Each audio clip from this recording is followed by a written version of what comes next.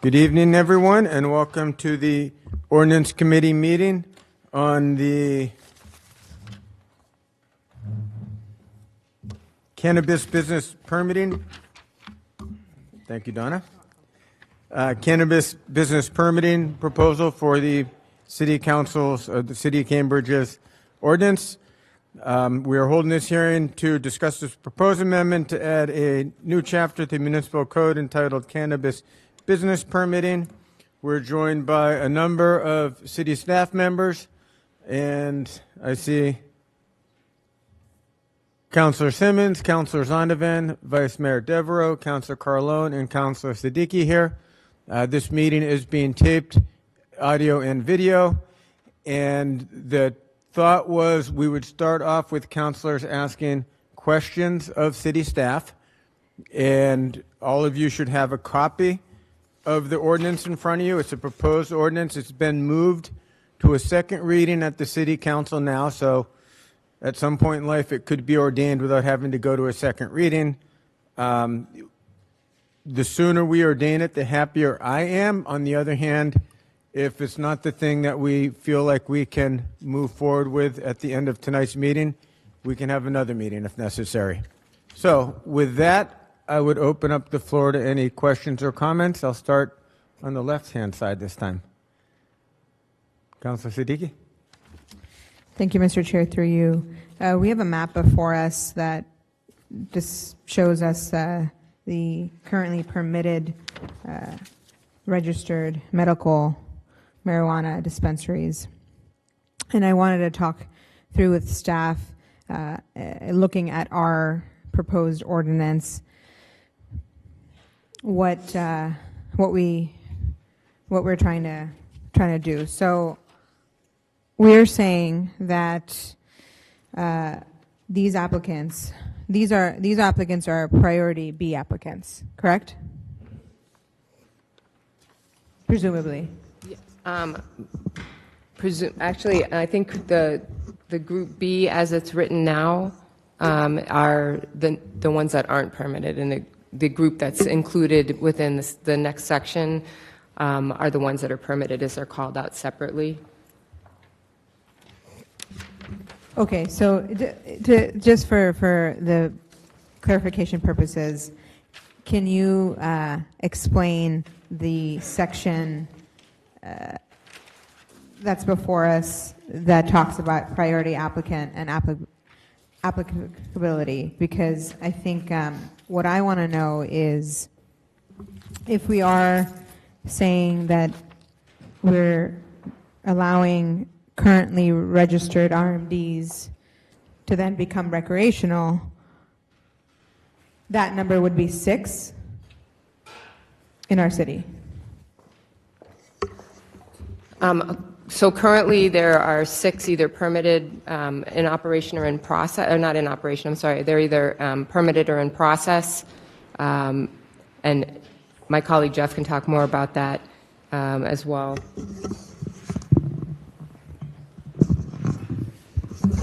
Thank you, through you, Mr. Chair. Just very quickly, there are 6 medical marijuana dispensaries that currently have a special permit from the planning board, and they're in. Some of them are in operation, others are in various stages of the permitting process. But at this point, as the zoning is not yet effective for non-medical or adult use cannabis, all of those establishments are still just medical. They're only permitted to be medical marijuana dispensaries, and they would all need to seek new special permits after the zoning is effective if they wish to seek a license and become also adult use non-medical retailers. And we're saying that for the first 2 years from the effective date provided in section 10 below, the city shall issue a cannabis business permit pursuant to this chapter only to priority applicants. The city will only issue a cannabis permit to a group B priority applicant if after issuance there will be an equal or greater number of currently active cannabis business permits of that type held by group A priority applicants, which are economic or social equity program applicants, or if the applicant is an RMD that has been granted a special permit from the planning board and a provisional certificate of registration. And that number, I want to clarify, is 6. 6. So I think this is something that we've been talking about since last April, about how to make this industry equitable, because it didn't start there. And I think my concern is that, first, economic empowerment applicants face a lot of barriers. There's capital issues. It's not legal federally. So they're already facing many barriers. So I am worried that if we have this existing market, how others will be successful. I think we have no cap, and I want to clarify that too. We have a certain minimum we have to have, correct? That's correct. And I believe that the minimum that we're allowed to have is 8. 8. Okay, so that's the minimum. But as a council, we have decided that we can have as many establishments as we want. And I think my concern there is also just sheer economics. In the first 2 years of business, and you know this well, Lisa, businesses are likely to fail. And if you're already going to have a hard time getting underway, how are we going to make it possible for our economic empowerment applicants to be successful? And so to my fellow colleagues, I think I want to talk a little bit through the potential scenarios. Councilor Siddiqui, can I interrupt for a sec? Yeah. When you say economic empowerment, do you also mean social equity at Yes. the same? So we Sorry, should all yeah, understand both. there are two groups. Economic empowerment or social equity program applicants certified by the Commonwealth. So I think I'll stop there, but I do think I want to talk through those implications with my colleagues, and I also want to talk about the 2-year time limit. And I think I would do away with having a time limit and not have it 2 years. I'd either say in perpetuity or think about that more. I don't agree that it should be 2 years. If we could not clap or express emotion like that in the audience, I'd appreciate it. Thank you.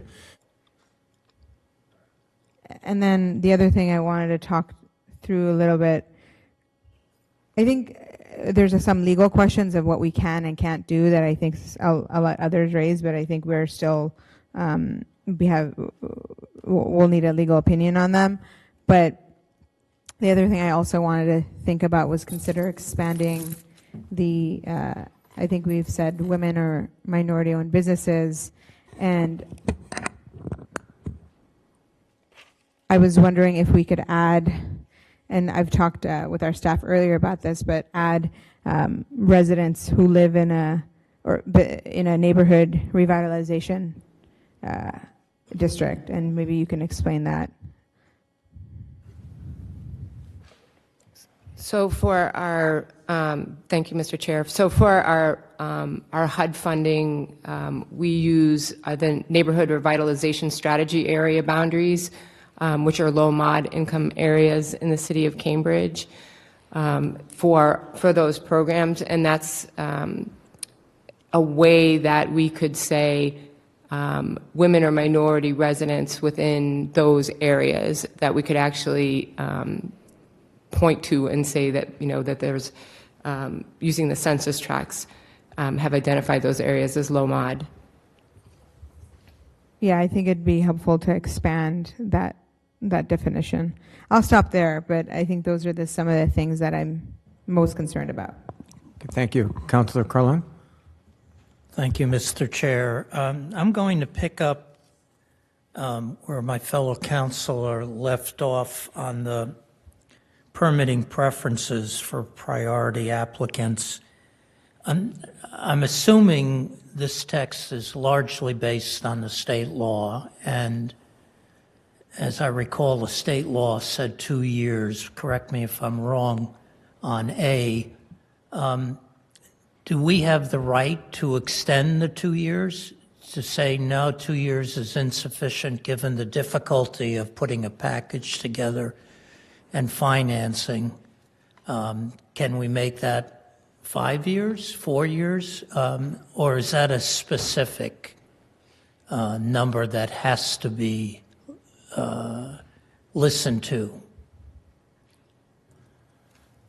I think what we would want to do in the law department is, if you would prefer that number to be different, we will get back to you with a firmer decision. But what I will say is, generally, the state law allows local regulations as long as they aren't in conflict or defeat the state regulations. And I think there is a lot of leeway locally on these things, but it is a whole new area of law, so there's a lot of unsettled issues. Well, through you, Mr. Co-Chair, I see that for us as a reasonably optimistic response, that there's the possibility, and I would advocate for that. We all know what's happening around the country on this issue, with larger companies buying up smaller companies. And our goal has always been, as you know, to make sure people who've been hurt by this industry or not been favored as others have the opportunity. So I can just say I'm in favor of expanding the time, and maybe even saying the next 5, or is it 6? The next 6 should be priority A, if that is possible. All these businesses that are here came in for medicinal reasons, and we all know they're going to go into the recreational business. It's big business, and if we want to have a control over this, I think we need a mixture of ownership and the type of owner who is local. So just in short, I'm in favor of anything that strengthens that part of this code. That's what we all said we wanted, including the mayor, who will join us. He's at an event that he couldn't avoid. He asked me to mention that. So thank you. I'll give the floor back to you, Mr. Chair. Thank you. On this side, Councilor Simmons. Thank you, Mr. Chair.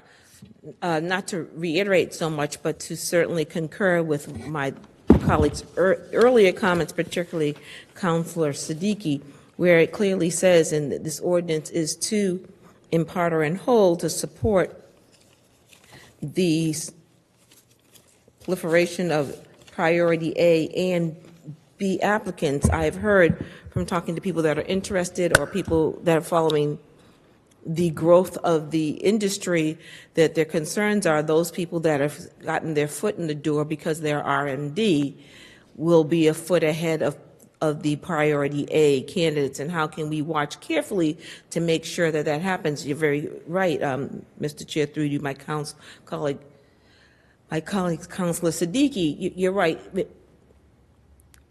Access to funds, not only in this industry, very often is just a difficult lift for minority women-owned businesses, and it's not going to be any difference in the cannabis industry. And so how do we make sure that if the idea is to have an equal or level playing field, then we have an equal and level playing field? So I'd be interested in what we can do legally to make sure that the playing field is leveled, to use the overuse the term, or if not, to promote within legal means, so that we are not only following the spirit but the letter of this ordinance, which is to allow, particularly priority or Group A candidates, to be able to get into the industry. And so I'd be interested to see how this conversation evolves. I have to apologize. I'm supposed to be at a church meeting, but I wanted to come here to be on the record as supporting the initiative and supporting it going forward. We're going forward in such a way that we do have equity, because that is the goal of this ordinance, not only just to have some regulations or parameters of how the cannabis industry is supposed to run, but that it promote the ability for Group A priority applicants, which are minority-owned and women-owned businesses, to be able to succeed. Thank you, Mr. Chair. I yield the floor. Thank you very much. Councilor Zondervan? Thank you, Mr. Chair. I do want to acknowledge my colleagues' concerns and just remind them a little bit that the reason we set up the zoning ordinance as we did with the 1,800-foot buffers was so that the Group A equity applicants would have an opportunity that other applicants do not. And so I think it's pretty clear to see from this map that the registered RMDs already have pretty much covered the areas where cannabis businesses, retail businesses would operate in our city. And so because of the 1,800-foot buffer zone exceptions, only equity applicants would have access to those same areas going forward.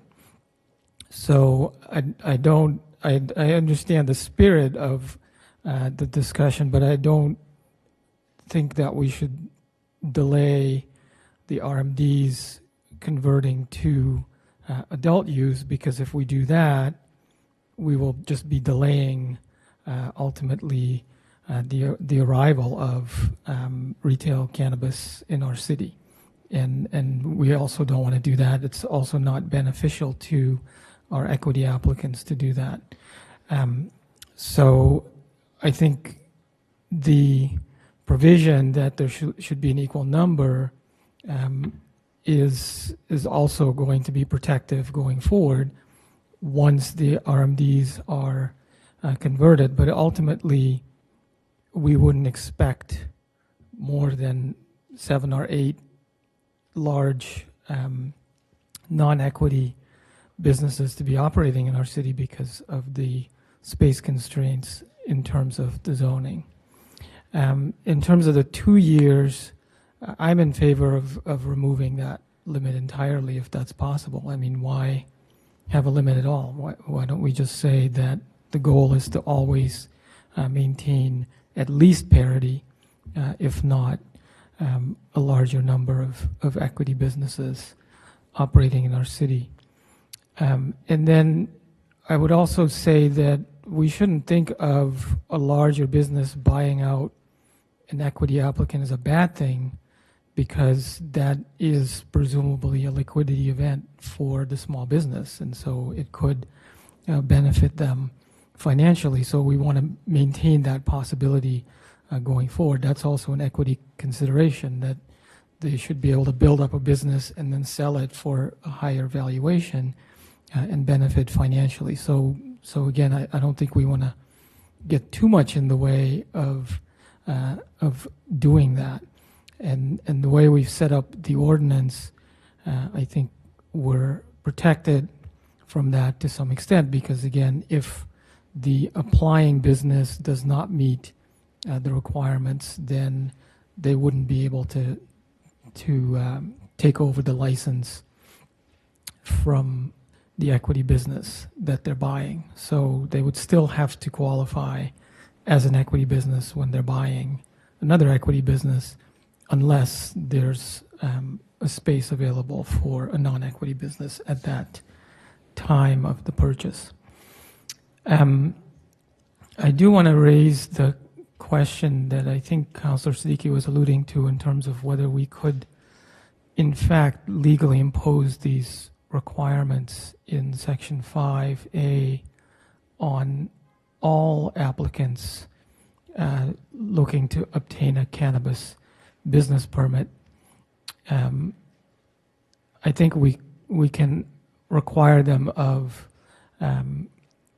equity applicants because we're giving them an advantage in return, but I'm not sure that we could require any business that wants to operate in Cambridge to, for example, certify that it would hire at least 51% minority women veterans as employees. Those are obviously great goals, but can we in fact legally require every business to meet those goals is a question that I don't have the answer to, and I think it's important that we clarify that. If indeed we do impose those requirements, particularly number 3 regarding the board of directors, that could impose some challenges on the existing RMDs as they try to convert to adult retail. So again, we want to make sure that we're actually trying to do that, because again, we don't want to unnecessarily impede the existing RMDs from establishing their adult use retail operations. And then in section 8A, and I mentioned this during our regular meeting as well, there is a provision that says a cannabis business permit may be revoked or not renewed if the permit holder has sold a cannabis product to a person under the minimum legal sales age 3 times or more, and I would just like to strike the 3 times or more. So in other words, if it happens once, that should be sufficient cause for us to deny the license going forward. Those are my comments so far. Thank you, Mr. Chair. Thank you very much. Vice Mayor? Thanks. I agree with the comments about why do we have an arbitrary 2-year period? Why not just make it indefinite, or because we can always reevaluate after we see what happens. I wanted to ask, has the state certified any economic empowerment and social equity applicants yet?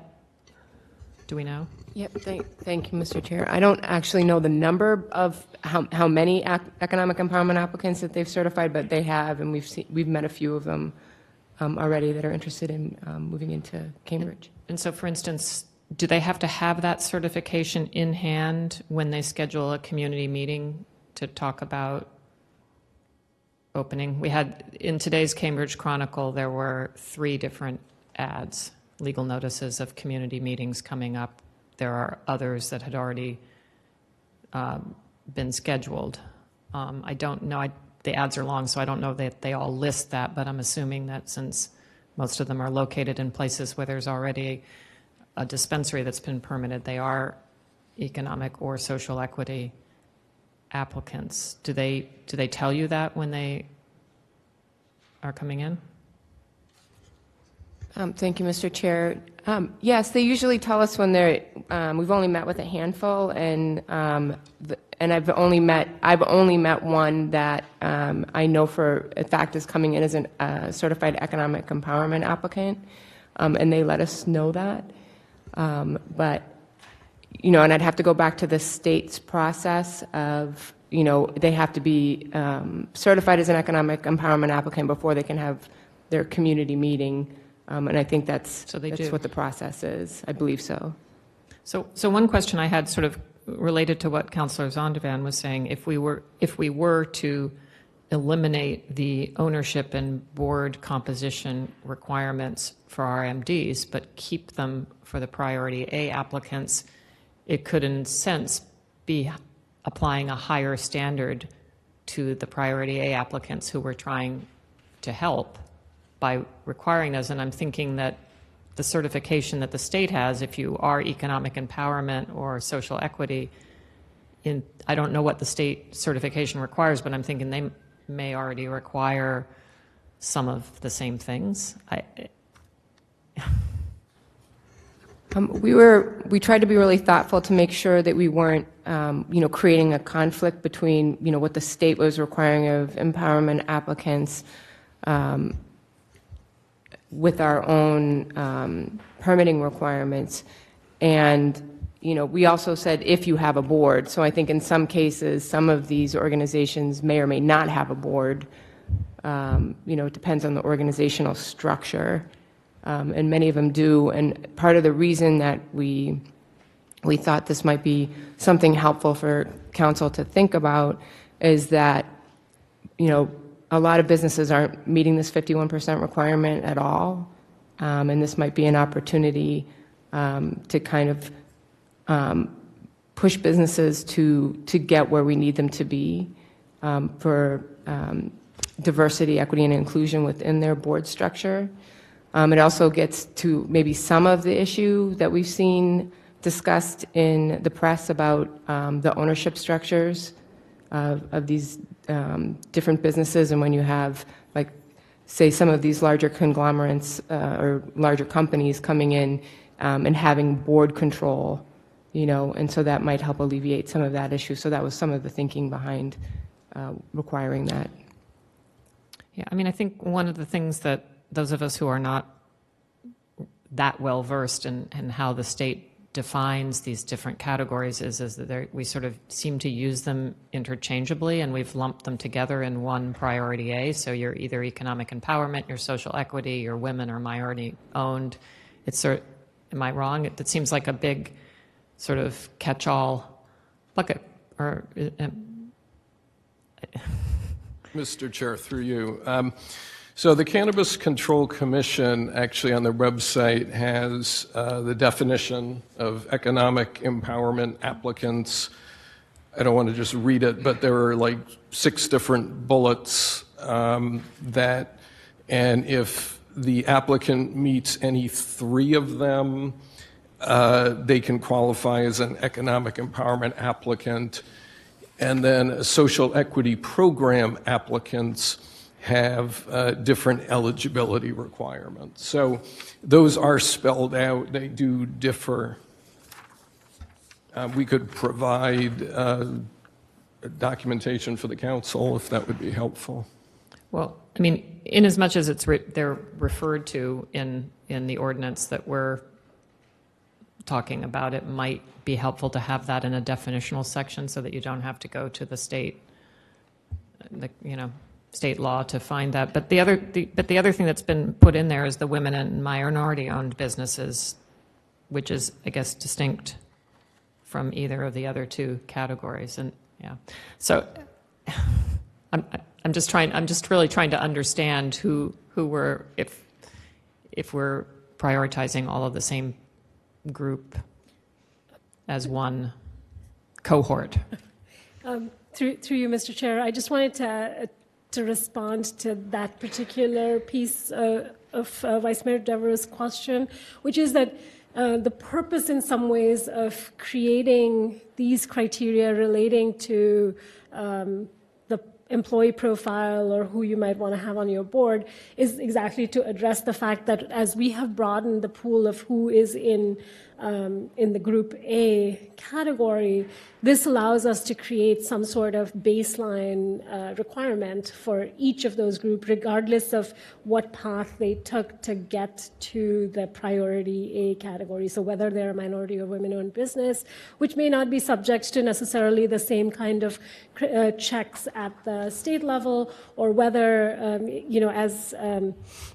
as Mr. Goldberg pointed out, that there are different criteria to get to whether you're a social equity applicant or a economic empowerment applicant. So this is just at the city level to make sure that there is a baseline that addresses social equity goals that we have heard the council speak about, regardless in each of those businesses. And frankly, the way we had phrased it here, it applied obviously more broadly, but the law department will certainly be doing the check that Councillor Zondervan has requested.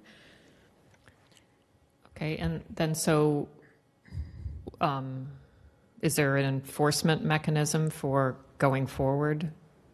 Who in the city is responsible for making sure that they continue to meet those requirements? Yeah, through you, Mr. Chair, the intention there is that information, because the permit is annually renewed, that information comes to CDD's economic development team to take a look at every single year and then certify that it is in fact being met. Okay, that's helpful. Thanks. Sorry.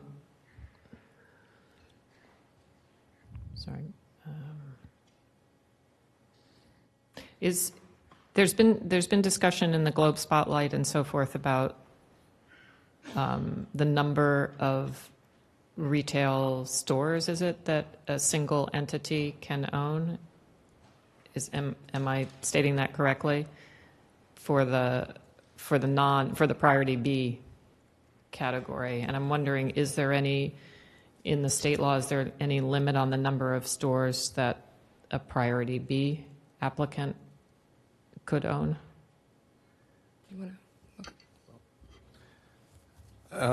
I have to say I'm not that familiar with the limits, other than I saw, I think, the Globe article also that, and I believe it said that the limit is 3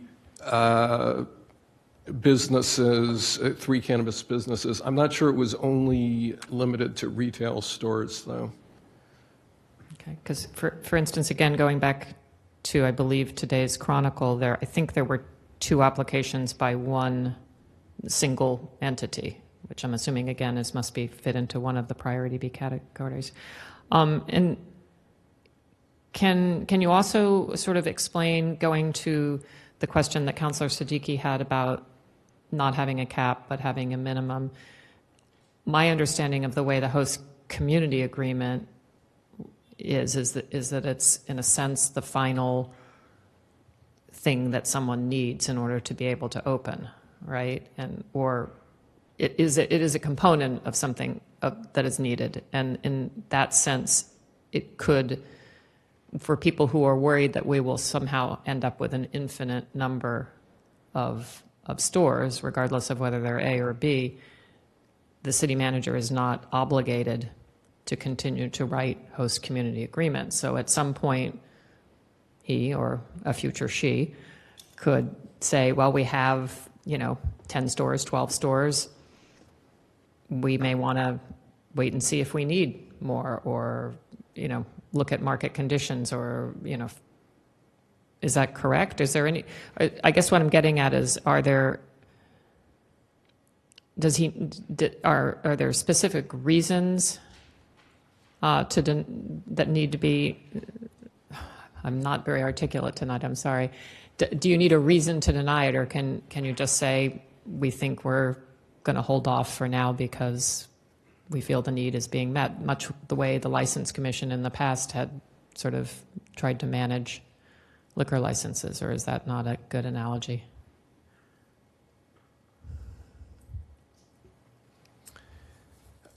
So the zoning kind of limits the number, but not the number of economic empowerment and social equity establishments. But the planning board would have some discretion on whether to issue a special permit.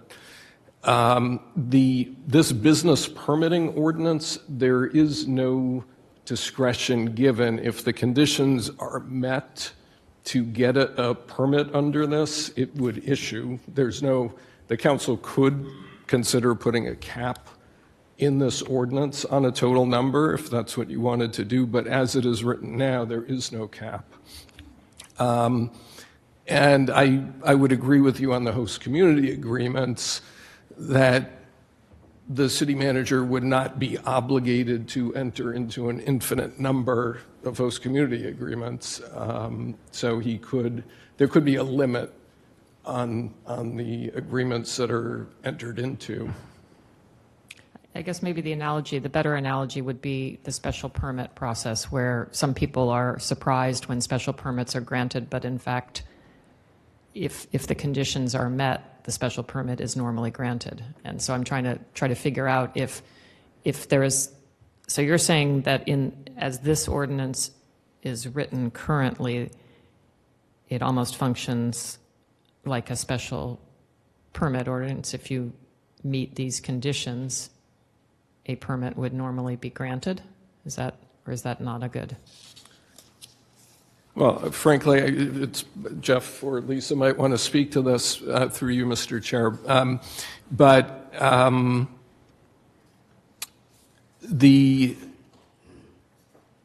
With the special permit, there is some discretion, obviously, that the planning board has.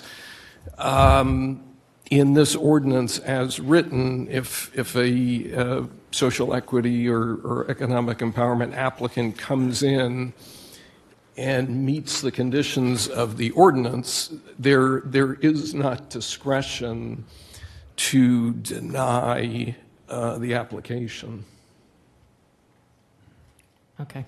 And then I'm sorry I'm taking so much airtime. The one final question. We got an email, which I don't think has been printed out, but from Nicole Snow, who represents the medical marijuana.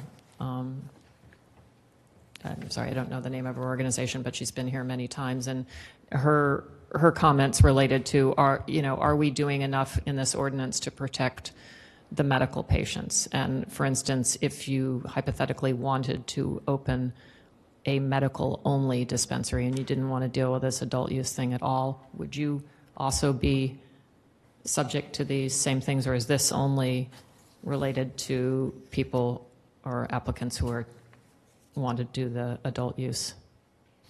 No, you would be subject to this ordinance, but you would be a Group B priority applicant. So you would have some priority in getting permitted to open another medical facility. And again, I don't have a printout of her letter, and we only received it late this afternoon, so I'm not looking at it, but hypothetically, a medical only, if we felt that medical was a need that rose to a greater level, maybe would that be a Group A in a sense? Because you couldn't, now that there are already RMDs operating in most of the major places, so you can't have another, and we're assuming that all of them are going to want to become also recreational. If you wanted to open an exclusively medical store, you wouldn't be able to be within that 1,800-foot buffer unless you were also a social equity or economic empowerment applicant? I think that's true under the zoning.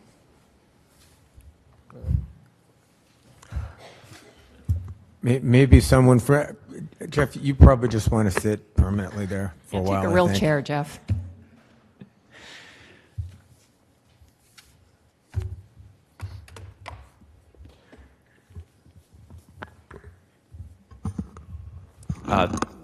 Mr. Chair, if I could, if you could indulge, I was having a little kind of side powwow on a question with a colleague. If somebody could repeat the question, I would appreciate it.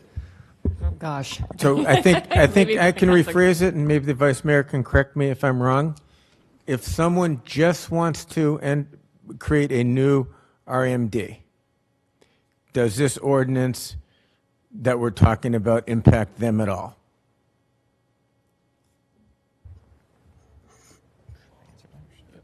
Mr. Chair, I understood the question to be, if someone wanted to open a new RMD, are they subject to the buffer zone, the 1,800-foot buffer, or do they get a preference like an economic empowerment applicant would? That's what I thought the question was. But Well, they're both sort of, it was a twofold question, I think. Through you, Mr. Chair, I can tackle the zoning question. So under the zoning question, a cannabis establishment, whether it's medical, whether if it's a retail establishment, which is established just to sell cannabis products, whether it's for medical purposes or for non-medical purposes, it's treated the same under the zoning ordinance. So, moving again, with the new zoning becoming effective, a medical or a non-medical or a combined retail establishment would be subject to the same zoning requirements, which means that it would have to be in a permitted district. It would have to observe the 1,800-foot separation unless it is an economic empowerment or social equity applicant, and it would need to observe the 300-foot buffer from schools and public parks and youth facilities unless waived by the planning board, and would need a special permit from the planning board. Okay, thank you. I'll yield the floor. I think I've confused everybody and myself enough. Can I follow up for just a sec? So the zoning covers it. The second part of the question, I believe, was, does this proposal, which is the business cannabis proposal, have any relevance? And my understanding is it wouldn't, because they are not selling adult use cannabis. They're only selling medical cannabis.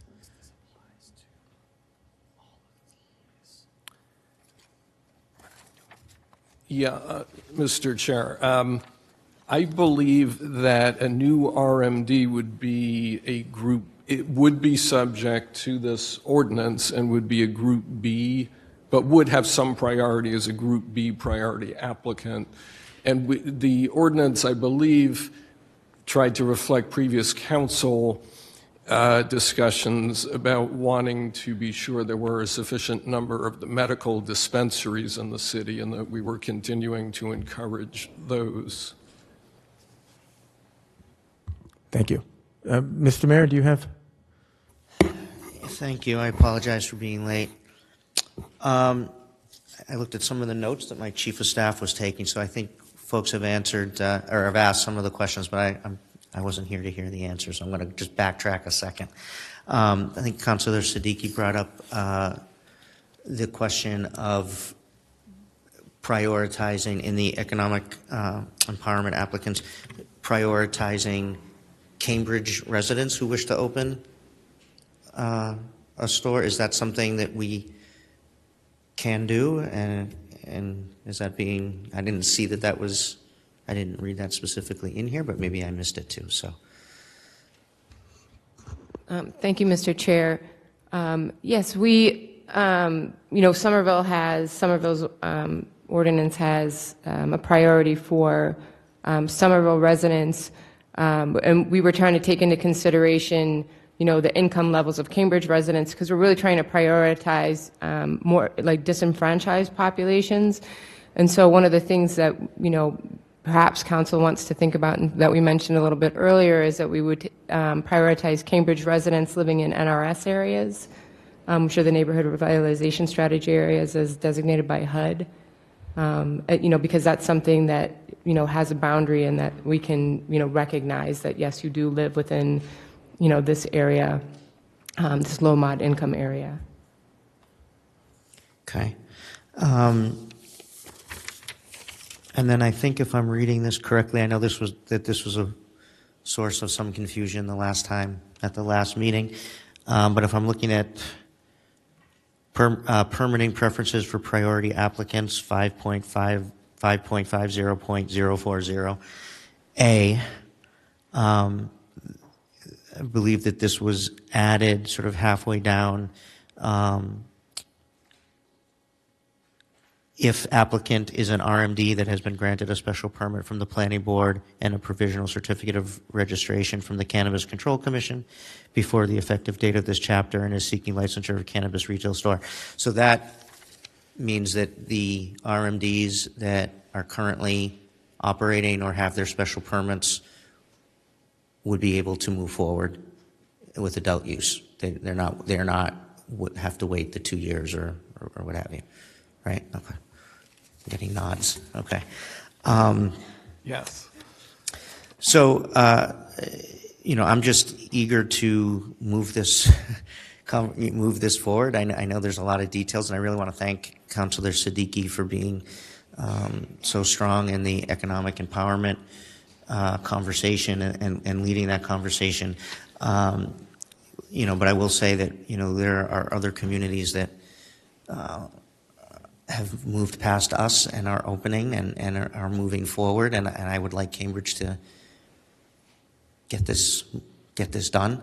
I do think Councilor Zondervan mentioned earlier about the buffer zones, and I think one of the things that maybe isn't talked about enough, but I think is probably going to be the biggest benefit, is the fact that economic empowerment applicants can open within those zones. And so the zones were created when we wrote the ordinance for RMDs to, in part, limit the number of RMDs that could operate in the city, because there's only so much space, and so that's gonna be a limit on how many RMDs can come to Cambridge anyway.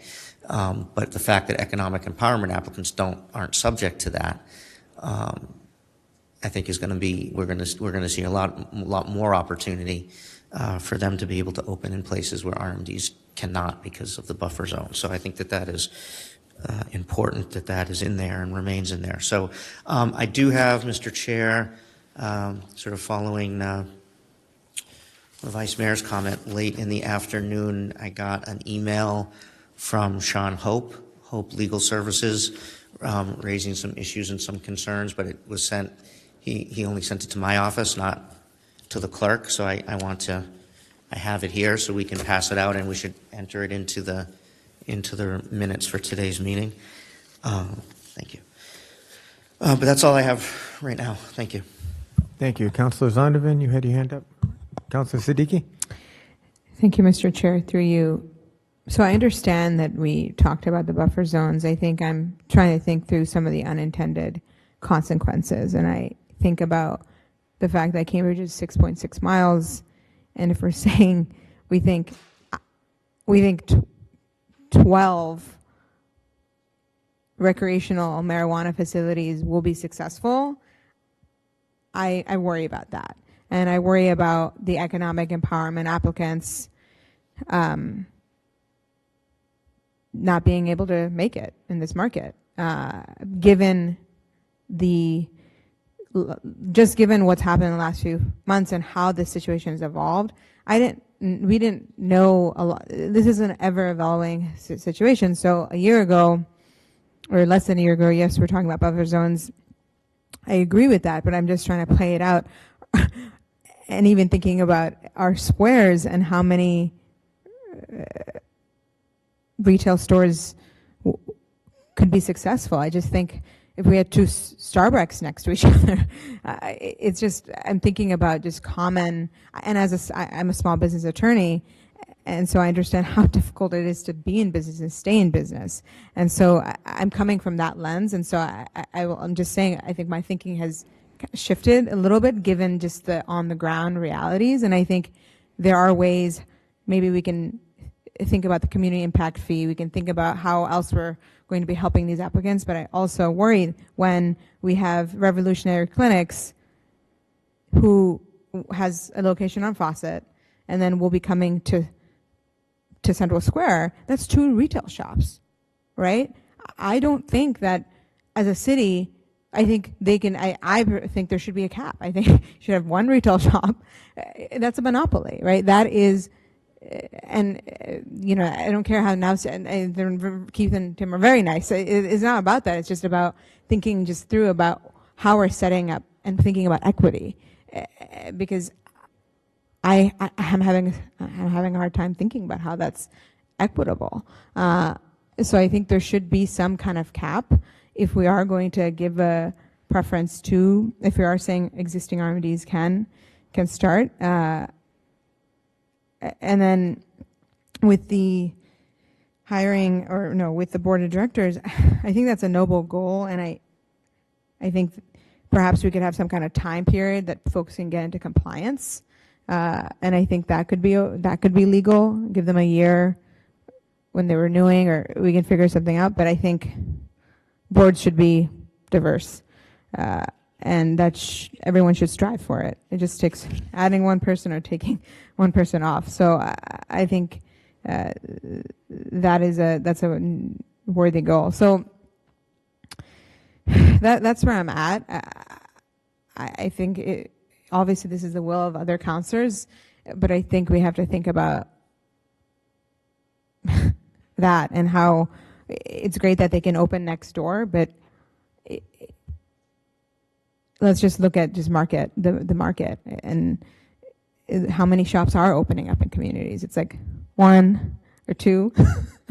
And yeah, perhaps a lot of people will be coming here, but it is a numbers game, and I'm concerned.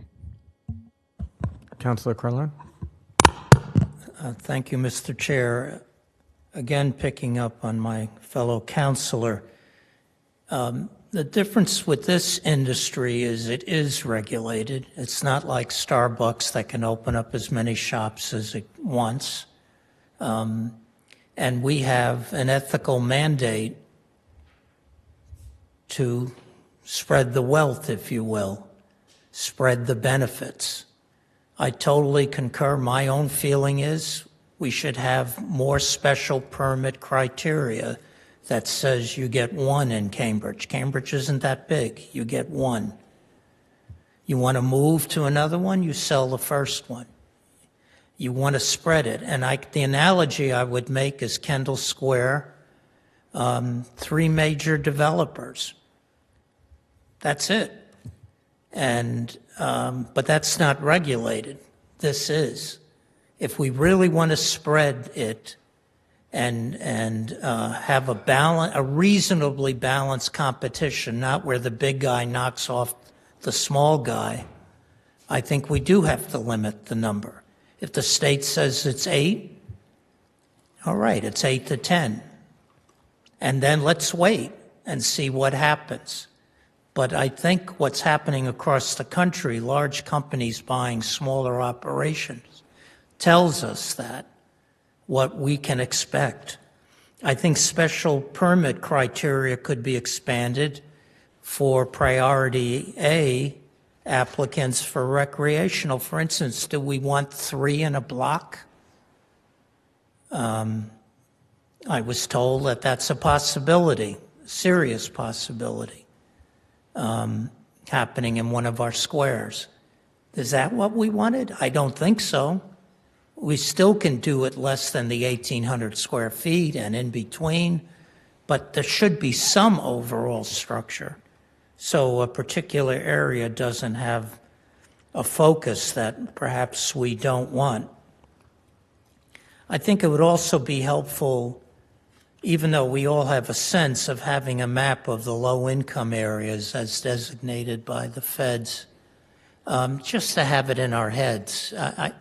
I think we could probably guess from our own experiences and knowledge, but I think that's true. And I don't think it's to our benefit to have 30 of these operations or 20. This is a major step. We're a small city. I believe it was figured out we only needed 4 to meet the need at one time of our residents. My number could be off, but it was under the 8. So 8 to 10 seems right to me. As far as the manager deciding which places get an agreement with the city, it's first in, first served. And shouldn't it be a qualifying aspect, including priority A as an important qualifier? Makes all the sense in the world to me. Just don't do the ones with the money and then realize we lost opportunities down the way. Anyway, those are my comments. Thank you, Mr. Chair. Councilor Zondervan? Thank you, Mr. Chair. Just a few responses.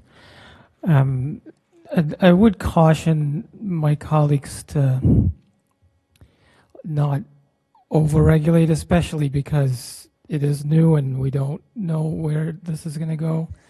And we also are trying to get this going so that people can open their stores. The equity is complicated, right? Because we may think we're protecting equity by delaying certain applicants or keeping them out, but that's also reducing employment opportunities for people who have been impacted. It's reducing the overall growth of the industry, which limits opportunities for equity applicants. So, unintended consequences are many. And in terms of how many stores can or should operate in Cambridge, that's what the market is going to tell us, right? So again, we can make guesses, but ultimately the market will decide how many stores can effectively operate in our city. And if that's 10 or if it's 20, why should we try to control that, right? Because again, if we put limits, that's also limiting equity applicant opportunities, not just the so-called big guys. And again, because of the limitations that we're putting into this ordinance, it's not the case that somebody could come in, buy out all the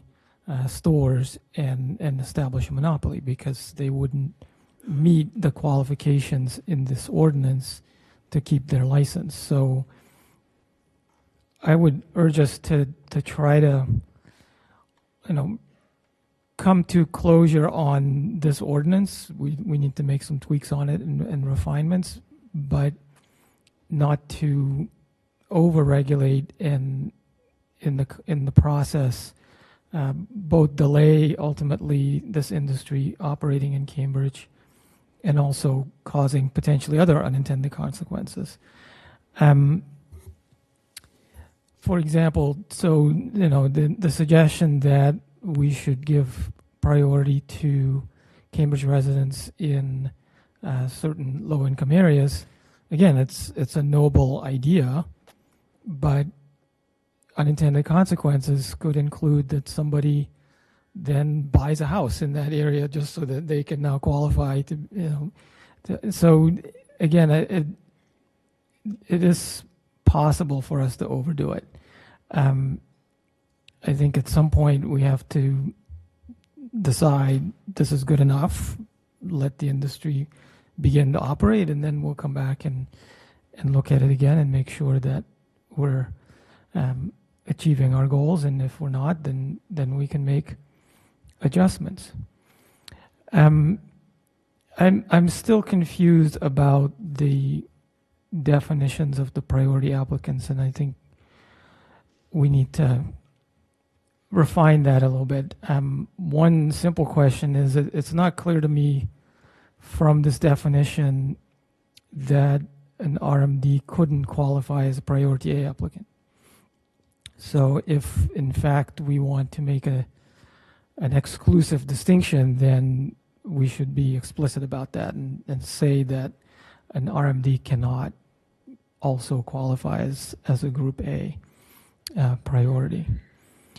And then I am still concerned that the restrictions we're imposing in 5A are essentially forcing everyone to be a Group A priority applicant.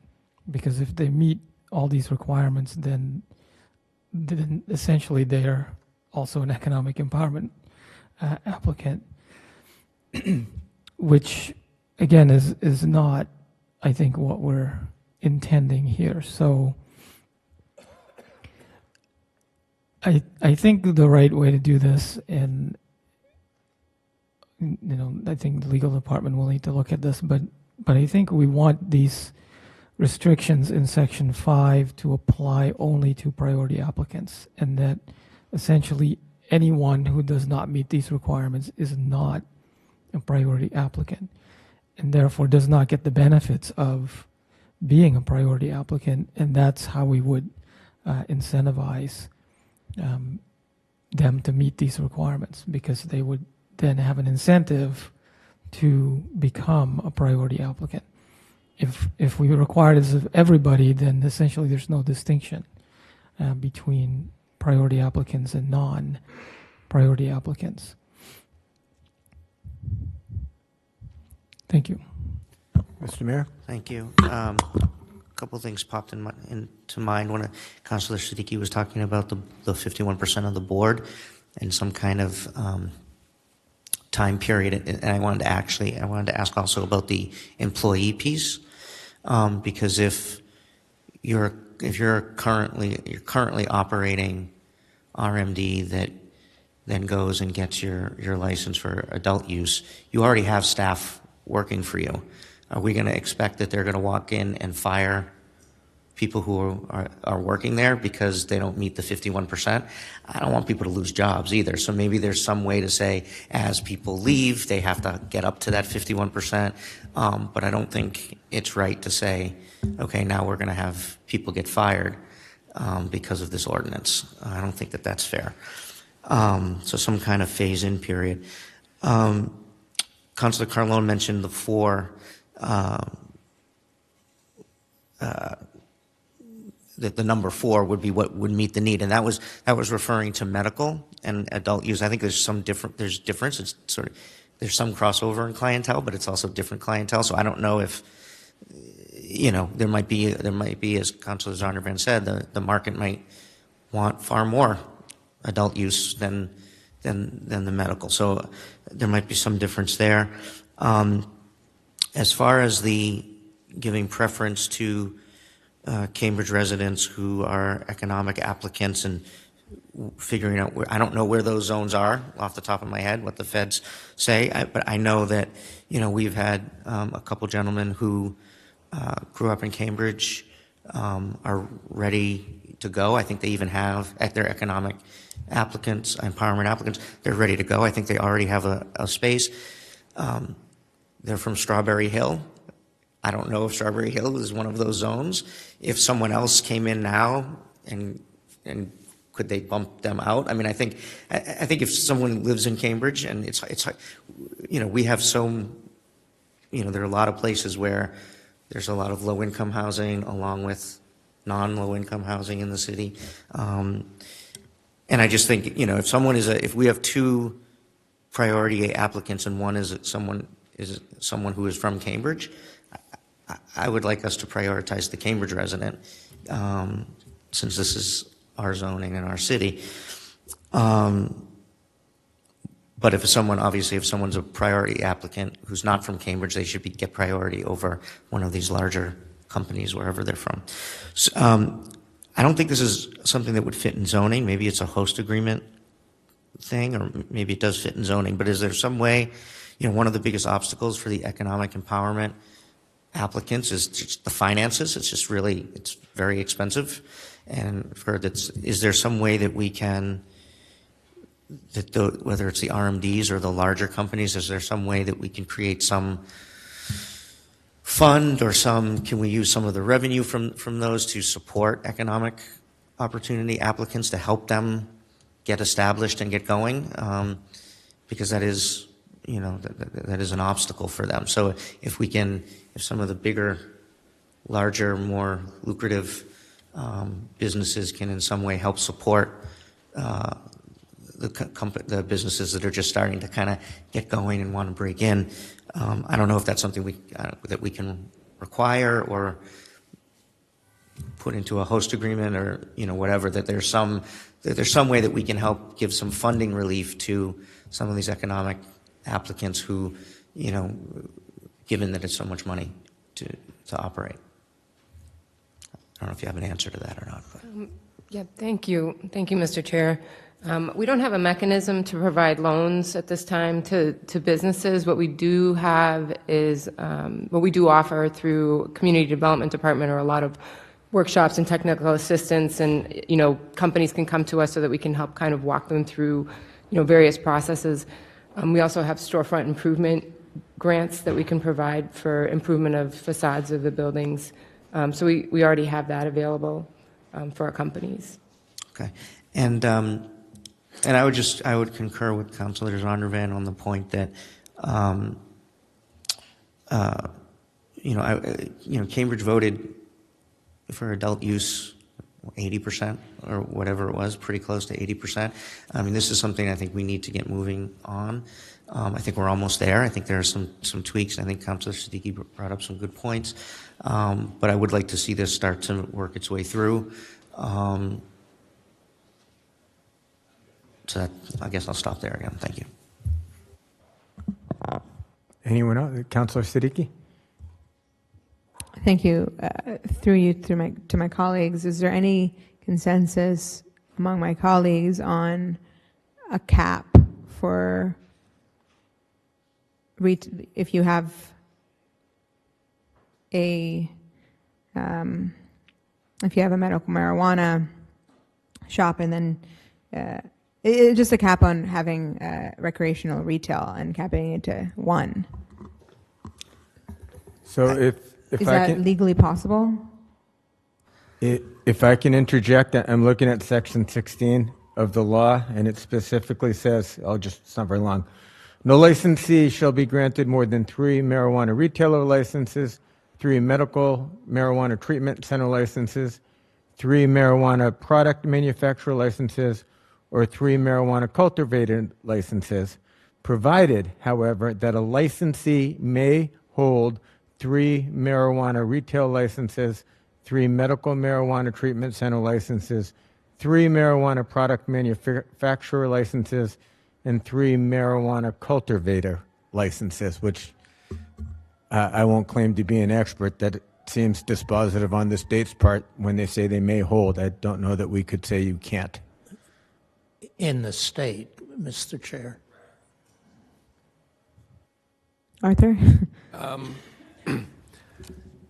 I think we do have local discretion on the issuance of permits, and so I wouldn't say that that necessarily restricts what the city can do. We could, if that question is something you would like a more definitive answer on, we can get back to you on that. Mr. Chair, I believe there's also provisions in the state law against preventing RMDs from converting to adult use cannabis. So, I meant not that they can convert, but then go and have another shop. right, but each shop is an independent conversion. So, I mean, I'm not a lawyer, so I don't know whether or not that would prevent us from instituting a cap, but maybe the legal department could look into that for us. Again, I would just urge us to think about all the implications of doing that. I mean, if we said, we don't want revolutionary clinics, just to pick on them since they're the only case right now before us, to have more than one adult use retail operation in Cambridge, then we're forcing them to make different business decisions about one of those RMDs that they already operate. And that can have adverse impacts on their employees. Many of them could be themselves low income or people who have been adversely impacted. So again, I would just be careful about trying to prevent successful businesses from operating in an effort to allow new businesses to come in, because those successful businesses operating within the framework that we're setting up with this ordinance also benefits equity impacted residents and people. Just another example to think about is that somebody may be an employee at one of these RMDs that gets converted, learn about the business, take some courses from our economic development department, and then transition into owning their own and operating their own business. So if we limit those opportunities, we're also limiting opportunities for people to take advantage of that. So,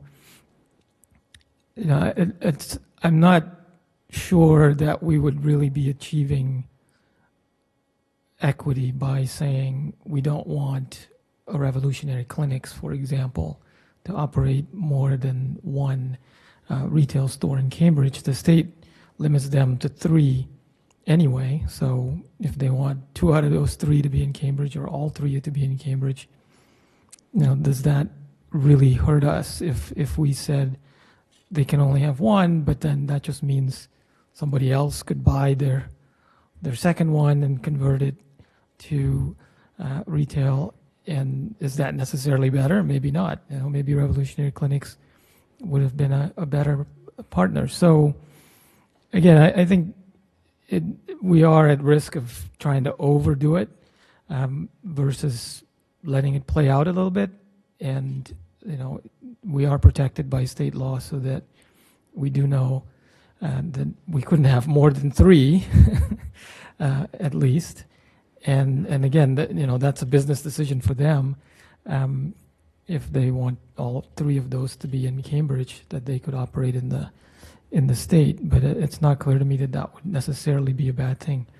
The other thing to keep in mind is that part of the idea behind having a clear distinction between priority applicants and non, and having the buffer zones, is that if someone's successful as a non-priority business operator, again, it creates an incentive for them to do some of the wealth transfer that the mayor was suggesting by investing in an economic empowerment applicant's business, because that would be the only way for them to gain more access to the cannabis business in Cambridge, which then again would benefit those equity applicants. So again, I think we are close enough to a system that I think will likely do what we want, and in a year or 2 we can look at it again and say, we've identified some problems. It's unlikely that we're going to anticipate everything anyway, right? So I think we could be doing more harm than good if, in an effort to make it perfect in our conception, we end up delaying the inception of the industry in our city. Vice Mayor? Well, I hear you. I think that is fairly persuasive on that. I think going back, though, to consensus about, I think I heard everybody around here say that maybe the 2 years head start, or whatever we want to call it, for these priority and A, B applicants was not nearly enough. And so I think most of us would like to extend that to at least 5, possibly longer. If we extend it, I was thinking, if we just remove it entirely, then is there ever an opportunity for a non-priority applicant to apply? The section B of that? The one that says if following 2 years or after 2 years or whatever. After 2 years. We'd have to amend that. But I mean, we couldn't just have it, unless, if we eliminated any time frame at all, then we would have, would there be an opportunity for a Group C? Thank you, Mr. Chair. Oh, sorry. I'm sorry, Arthur. So one, maybe perhaps one way to rectify the issue is to say, that right now we just have, I think one of the questions of the council that I heard was that, that calling everybody priority was confusing, right? So maybe we should just call it Group A, and then Group B are these RMDs, not in existence yet. Group C are RMDs that have already been granted a special permit or have their provisional, and then Group D are those not included in those other groups. And the reason, I know I'm watching your face, but I'm trying not to confuse you, but the reason I'm saying that is that basically Group D is anybody not included in those first groups.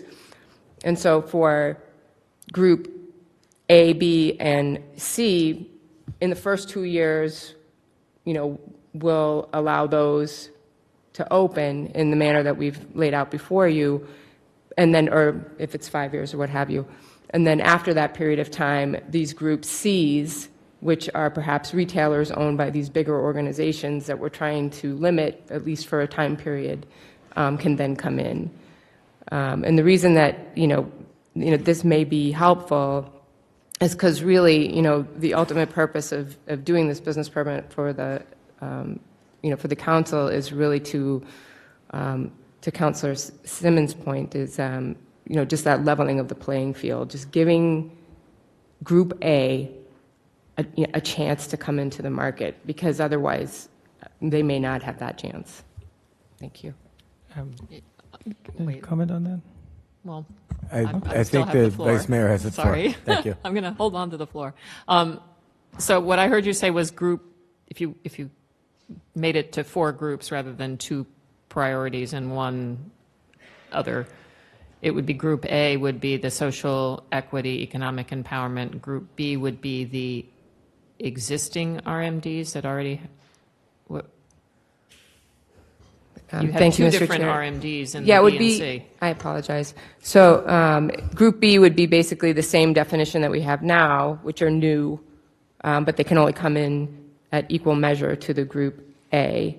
And then Group C, Group C would be an RMD that has been granted a special permit from the Planning Board and a provisional certificate of registration from the Cannabis Control Commission before the effective date of this chapter.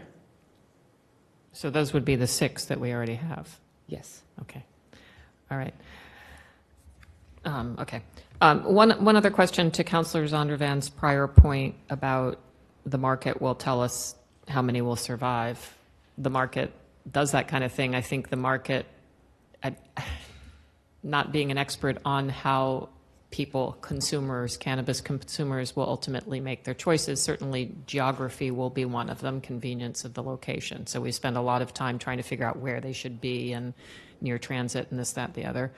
I'm assuming that product will have some sway. People will become sophisticated and they will determine what specific cannabis products they like the best. That may take some time for people who haven't bought cannabis products before. But price will obviously be, I would think, an indicator. And I've heard that the black market continues to thrive in states where there is legal cannabis because they can still underprice it. And so one could say that the more well-financed companies will be able to keep their prices lower and therefore gradually gain control of the market. And we can't really control that. So, it might not be anything to do with location or product or service or anything. It might simply come down to price. And as we've seen with other disruptive industries, that people can afford to lose money for a while in order to get market share. So I don't know. I guess I'm just wary of how all this will work. But Councilor Zondervan? Thank you, Mr. Chair.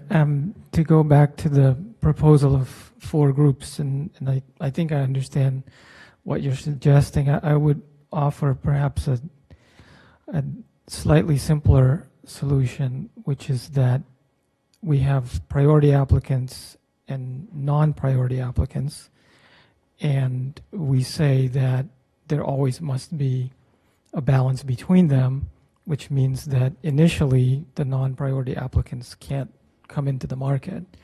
And then within the priority applicants, we also establish that there will be a balance between A and B so that we give the priority A applicants a chance to get going in the market. And again, it's certainly possible that the market ends up narrowing this all down to one operating business over time, but that's always possible. And if that is what happens, that business would still have to comply with our ordinance and our zoning, and would therefore still benefit the people that we're trying to help. Again, if a larger company ends up buying a smaller company that qualified under the equity applicant rules, that larger company still has to meet the same qualifications to continue to operate under that license.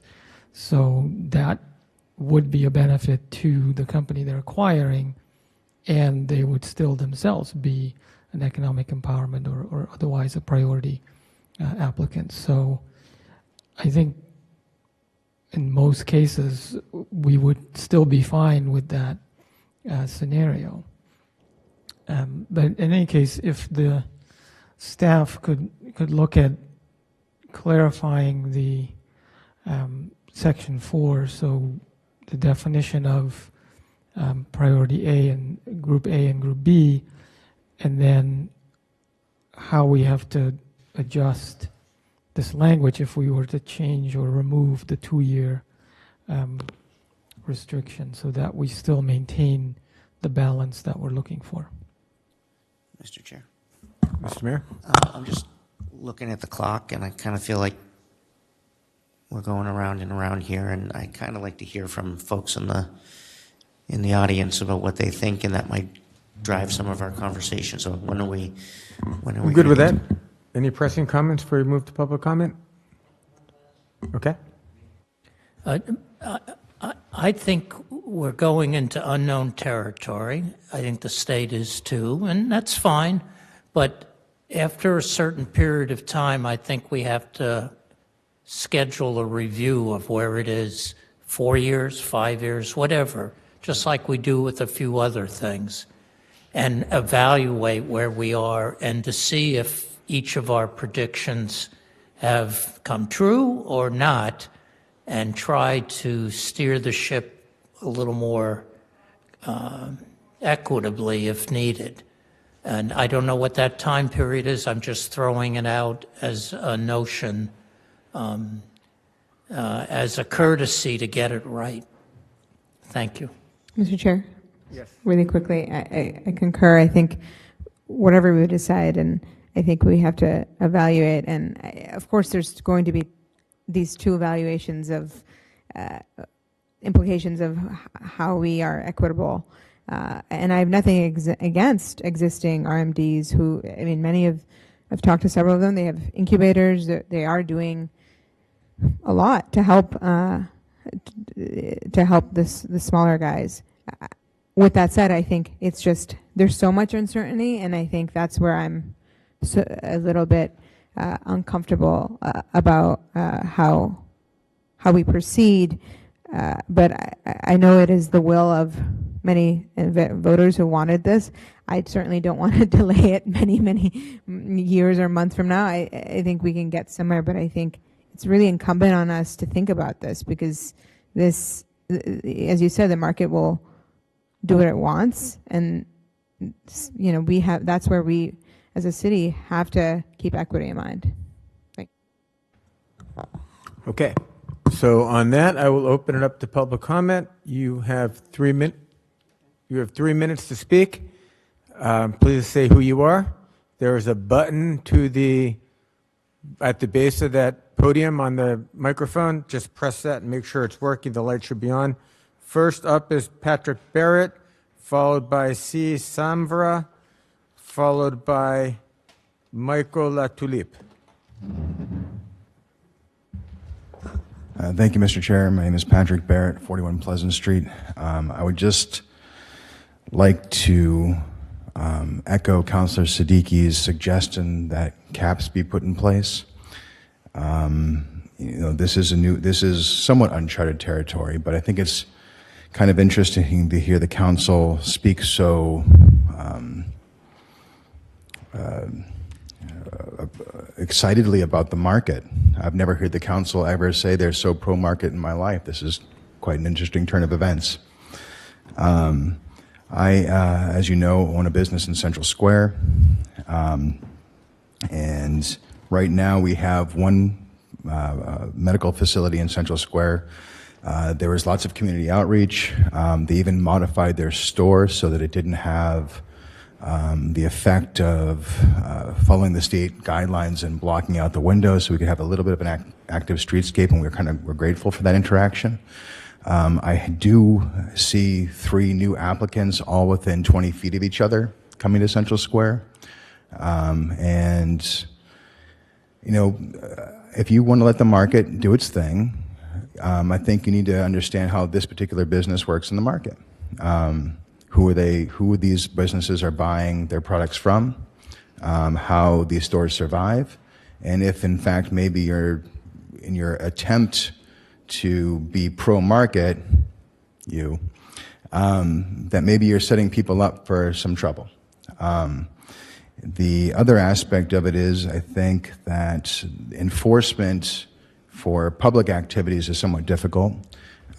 Central Square, I don't think anyone's ever imagined that marijuana was illegal at any point in time, so that's not as big a concern, but it does open up the possibility of other activities on the street that are not current, that we've worked very hard to actually mitigate, sort of inviting that back again. I would ask that the council, you know, it's exciting that you guys want to push something and get it done, but, you know, you're not, I don't see what the rush is necessarily. But I think we used to have caps for fast food in Central Square, and why that's a bad example because it had a disastrous consequence. I think this particular business interest is a different animal altogether. The buffer zone exists not because of anything, I think, that having to do with social equity, but because you wanted to space out the businesses. I'm not saying that you need to apply that necessarily to a social equity grant, but I think you need to look under the hood and see how these things are being operated, and why is it a good idea to have 3 stores within 20 feet of each other. And I see Inman Square as being another area where that is going to be, because the retail costs of these properties are much cheaper. Anyway, you got a lot. Thank you very much, Mr. Barrett. Next up is C. Samvra, followed by Michael Latulip, followed by Saskia James. Is the microphone on? Hello, good evening. Can you hear me? Thank you. My name is Sia Samora. My wife, Leah Samora, is over there. We're both actually certified economic empowerment applicants, and we look forward to trying to open a retail establishment here in Cambridge if the regulations and the law so allow. So we're here, you know, we look forward to doing that, and being here tonight is really something for me because I'm seeing a first here too. You're all very concerned. You're all very thoughtful, and I just want to thank you and salute you for that, recognizing economic empowerment applicants in this process.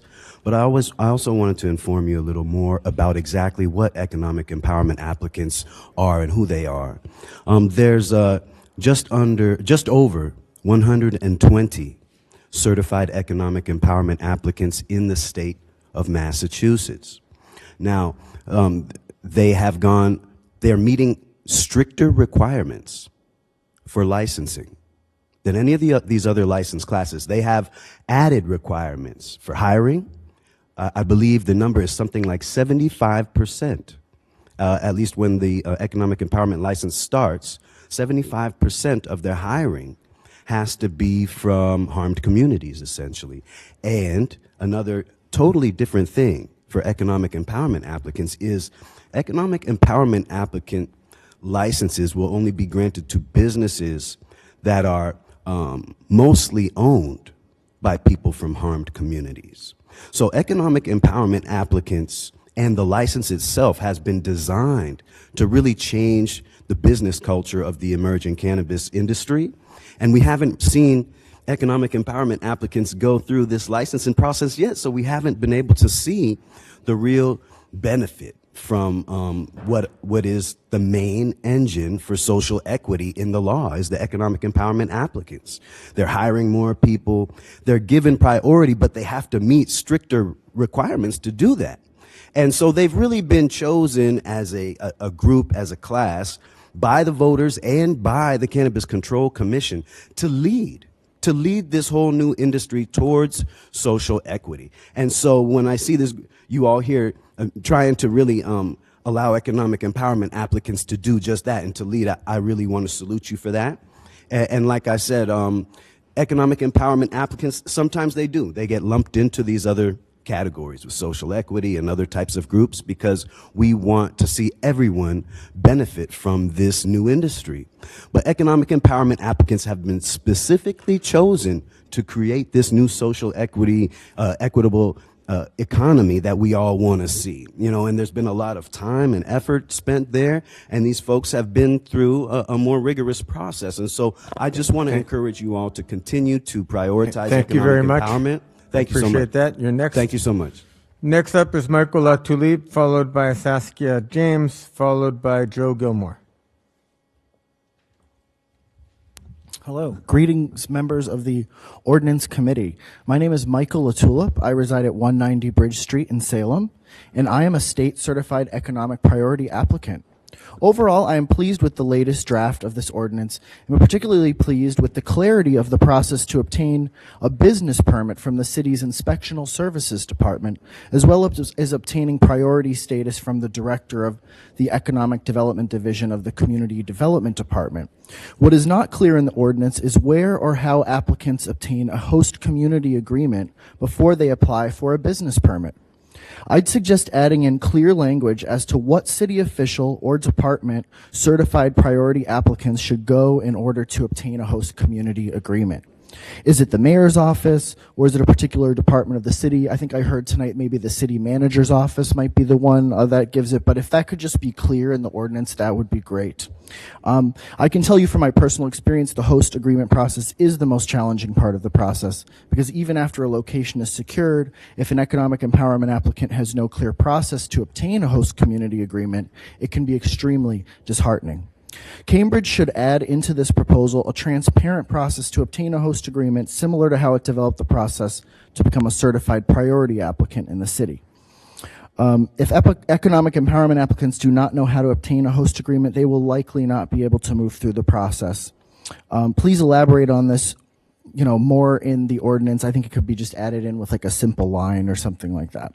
I also want to clarify that Group A applicants can be RMDs, and I'd refer you to that letter sent by Nicole Snow of the Massachusetts Patient Advocacy Alliance today, mentioned by Vice Mayor Devereaux, for more information on how the medical marijuana program is changing and how equity will play a key role in the medical marijuana program in the future. Also, in permitting preferences for priority applicants, I would refer the committee to Chapter 94G 3A1 that prevents a local ordinance from preventing RMDs to begin selling recreational marijuana in the same facility. It also prevents zoning from becoming unreasonably impractical. This was done to protect the viability of companies currently serving medical marijuana after the passage of adult use, and is meant to protect medical marijuana patient-safe access in cities like Cambridge. I'd suggest removing the time limit on priority applicants who are medical permit holders in the city, as well as equity applicants, and come up with a solution that protects both patient-safe access and social equity moving forward. Thank you. Thank you very much. The next up is Saskia James, followed by Joe Gilmore, followed by Harry Jen. Got it? Okay. Hello, everyone. I would like to thank you for all of your effort and hard work that's summarized within the proposed cannabis business permitting, Chapter 5.50. I am only allotted a few minutes and therefore must be brief. By bringing equity and restorative justice to the cannabis industry, we chip away at the strength within the black market, which helps prevent marijuana ending up in the hands of our high school children. With 6 brief amendments to what's been proposed, I think we will find agreement in establishing equity and restorative justice for cannabis business within the city of Cambridge.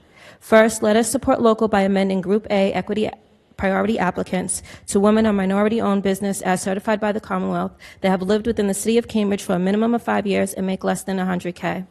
Second, amend 2 years for a cannabis business permit pursuant to this chapter only to priority applicants to 10 years with equal distribution among Group A and Group B priority applicants. We the people demand no less than 10 years. It is important to recognize that the current federal administration is sexist and racist, and they use the arms of their power to affect the most marginalized. Anything less than 10 years is not acceptable. We must also give the people time to restore trust within our local government due to the war on drugs. The people have been devastated, and there is extreme distrust by the people and the black market that currently exists. Third, amend Section 5, permitting requirements to include an 11th point requiring equal employment opportunities and free training for Group B applicants for citizens with marijuana convictions. The city absolutely should support economic empowerment for people who are punished through the law for being among the first to understand the nature of this plant. Fourth, shelf space for equity applicants. Retail dispensaries operating in the city of Cambridge should require 51% or more product sourced from equity certified or Group A applicants. This will help incentivize more accelerator and incubator programs to mentor equity applicants and reduce barriers to entry while getting local products to dispensaries. Fifth, designated use of public space allowing incubator programs for Group A equity applicants to exist and provide legal counseling, business resources, city-funded loans, and mentorship from cannabis industry experts. These hubs should be overseen by the Cambridge Economic Empowerment Department and matched by Group B, C, D applicants and whoever else is going to be added to this. 6, cooperatively owned cannabis businesses within a minimum of 51% holding residency for a minimum of 5 years and income not in excess of $100K should be added as a point to qualify for Group A applicants, also known as equity applicants. Somerville, which isn't even a disproportionately harmed community, recognizes the importance of cooperatively owned businesses to incentivize communal and generational wealth. As an alternative option for local residents to acquire funding and access to ownership, incentives for community-owned marijuana establishments should be a priority in Cambridge. Envision a building where single parents are coming together and having a business on one floor and housing above the rest. Imagine the positive effects this could have and the demand for affordable housing within the city of Cambridge. Lastly, I encourage you to work with the MRCC, the Massachusetts Recreational Consumer Council, and create a social equity certification program. Thank you. The next up is Joe Gilmore, followed by. So we ask people, as powerful as folks can speak, not to express such emotion just in case someone's out there that wants to say something else and feels intimidated by that. I certainly understand the emotion part. Joe Gilmore, hello. Followed by Harry Jean-Jacques, followed by Richard Harding. Jean-Jacques. Hi, my name is Joe Gilmore, co-founder of the Massachusetts Recreational Consumer Council. Our organization has helped provide assistance to cities like the City of Boston and City of Somerville on their equity ordinance, and I'd just like to offer a few suggestions. According to the latest CCC report, there are 163 or 163 RMD priority applicants in the pipeline. There are 179 general applicants and only 5 economic empowerment applicants who've actually submitted a complete license. So there is an argument to be made that there needs to be stronger incentives to allow economic empowerment applicants to gain access. And one of the things that Boston is doing is creating a 2-to-1 ratio. So I would explore the possibility of increasing that number to 2-to-1. The second part that I would like to advocate for is cooperatively owned cannabis businesses. As Saskia mentioned, Somerville has added that as another way for people to pool their resources. We have to look at one of the biggest barriers to entry is finance, and if we think about alternative ways of financing, different people, multiple people from Cambridge pooling their resources, that could be a more affordable way for people to get in.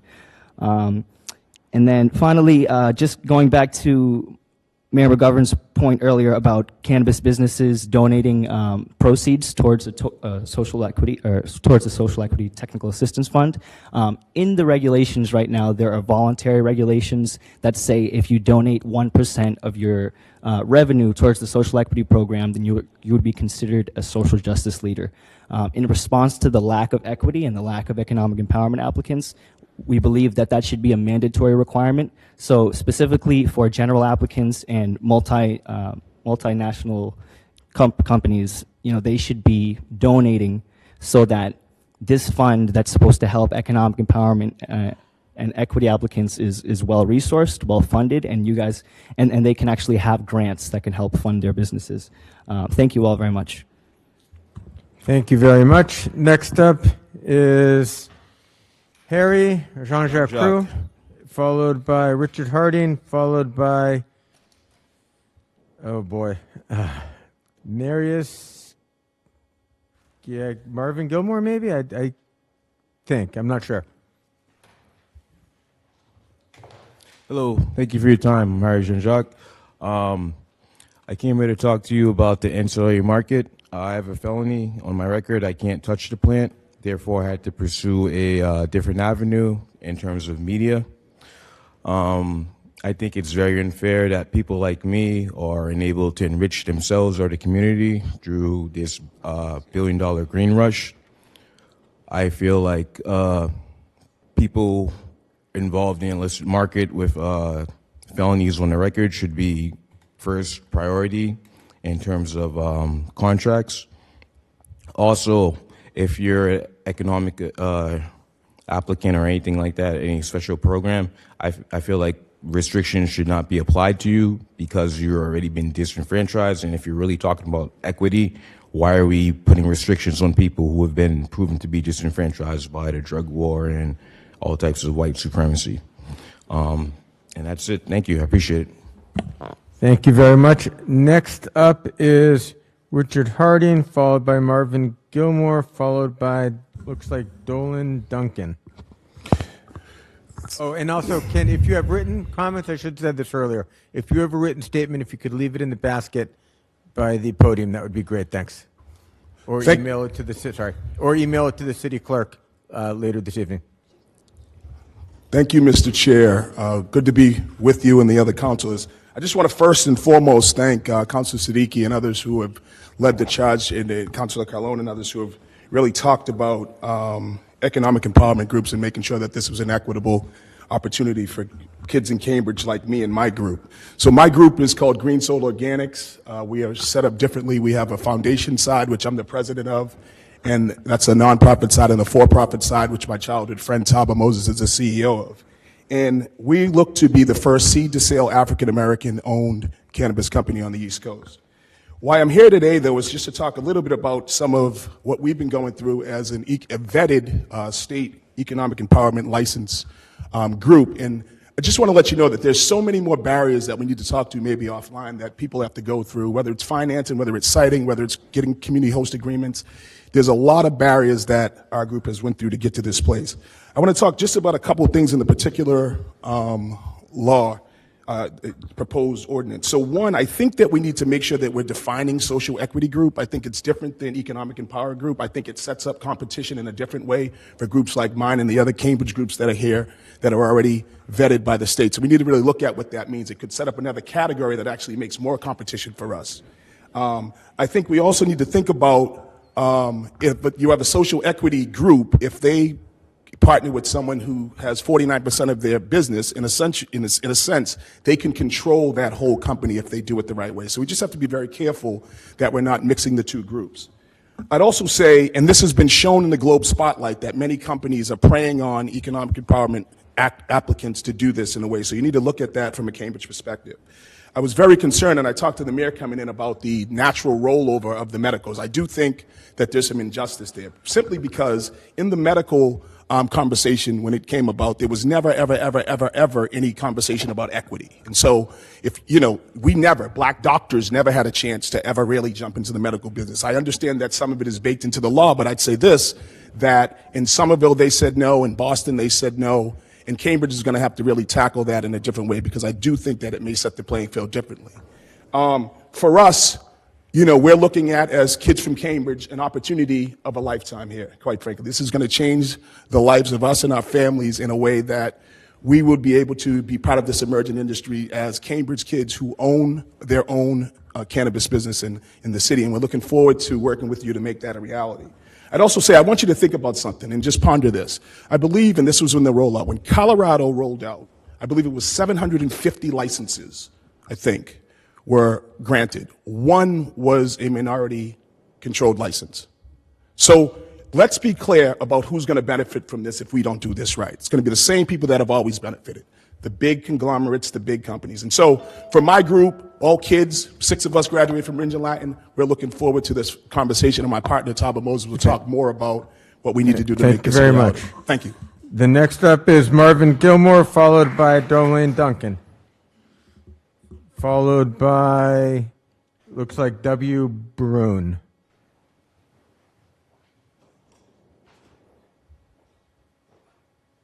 Good evening, everybody. Can you make sure that the microphone's on, please? I've just reached the age of 95 years old. 90 years I lived in the city of Cambridge. Thank you. And I always try to work for freedom in life, and Cambridge has been my home And I was going to read these 3 short pages of starting with my life in World War II. Can you hear me all right? All right.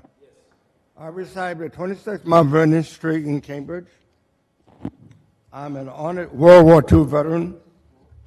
During the war, I served with the 458th Anti-Aircraft, which stormed Normandy Beach, Utah Beach, and Omaha Beach on D-Day. In 2010, I received the highest civilian recognition in France when I was named a Chevalier the Legion of Honor for my heroic service in World War II.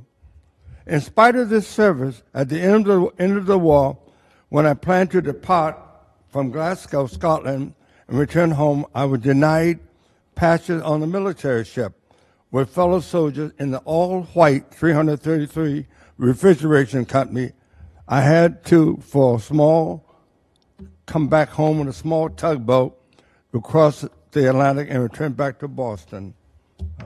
And then I got right to work and began my career as a local pioneer in business. In the mid-1960s, I was the first African American to hold a beer and wine license in the city of Cambridge, when I bought a building with a little bar room on the corner of Western Avenue and Howard Street and opened the Candlelight Lounge. In 1968, I became the first African American to hold a full liquor license in the city of Cambridge when I opened the Western Front on the corner of Putnam Avenue and Western Avenue, a nightclub that I owned and operated for over 40 years. And in 1969, while doing all of that, I created and opened the first full-service black-owned bank, Unity Bank and Trust in Boston, Mass. Now we're now the largest bank in the entire country, Los Angeles, and also in Florida. In 1973, I began my tenure as president and CEO in Boston, Massachusetts. Throughout the 60s, 70s, 80s, 90s, I worked tirelessly to bring economic development, opportunities, and jobs to Cambridge and Boston. In 1987, I was the key developer of the old Hyde Shoe Company at 432 Columbia Street in Cambridge. On a motion to let Mr. Gilmore. So moved. I can't hear. Just We moved to let you finish up, your comment, Mr. Yeah, Gilmore. just keep going until you finish. It doesn't matter. We moved to expend your period of time to comment. Okay, all right. I didn't understand. You can continue.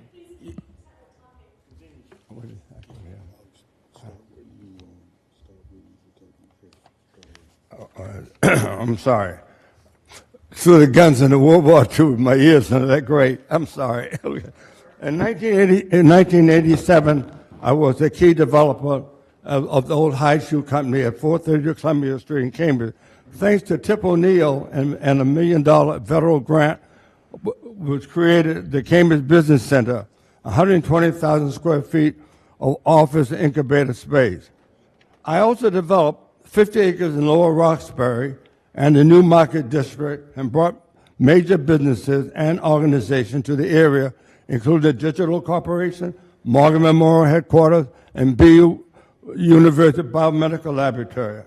I was one of the founders of the MHFA, that's the Massachusetts Housing Finance Agency under Mike Dukakis.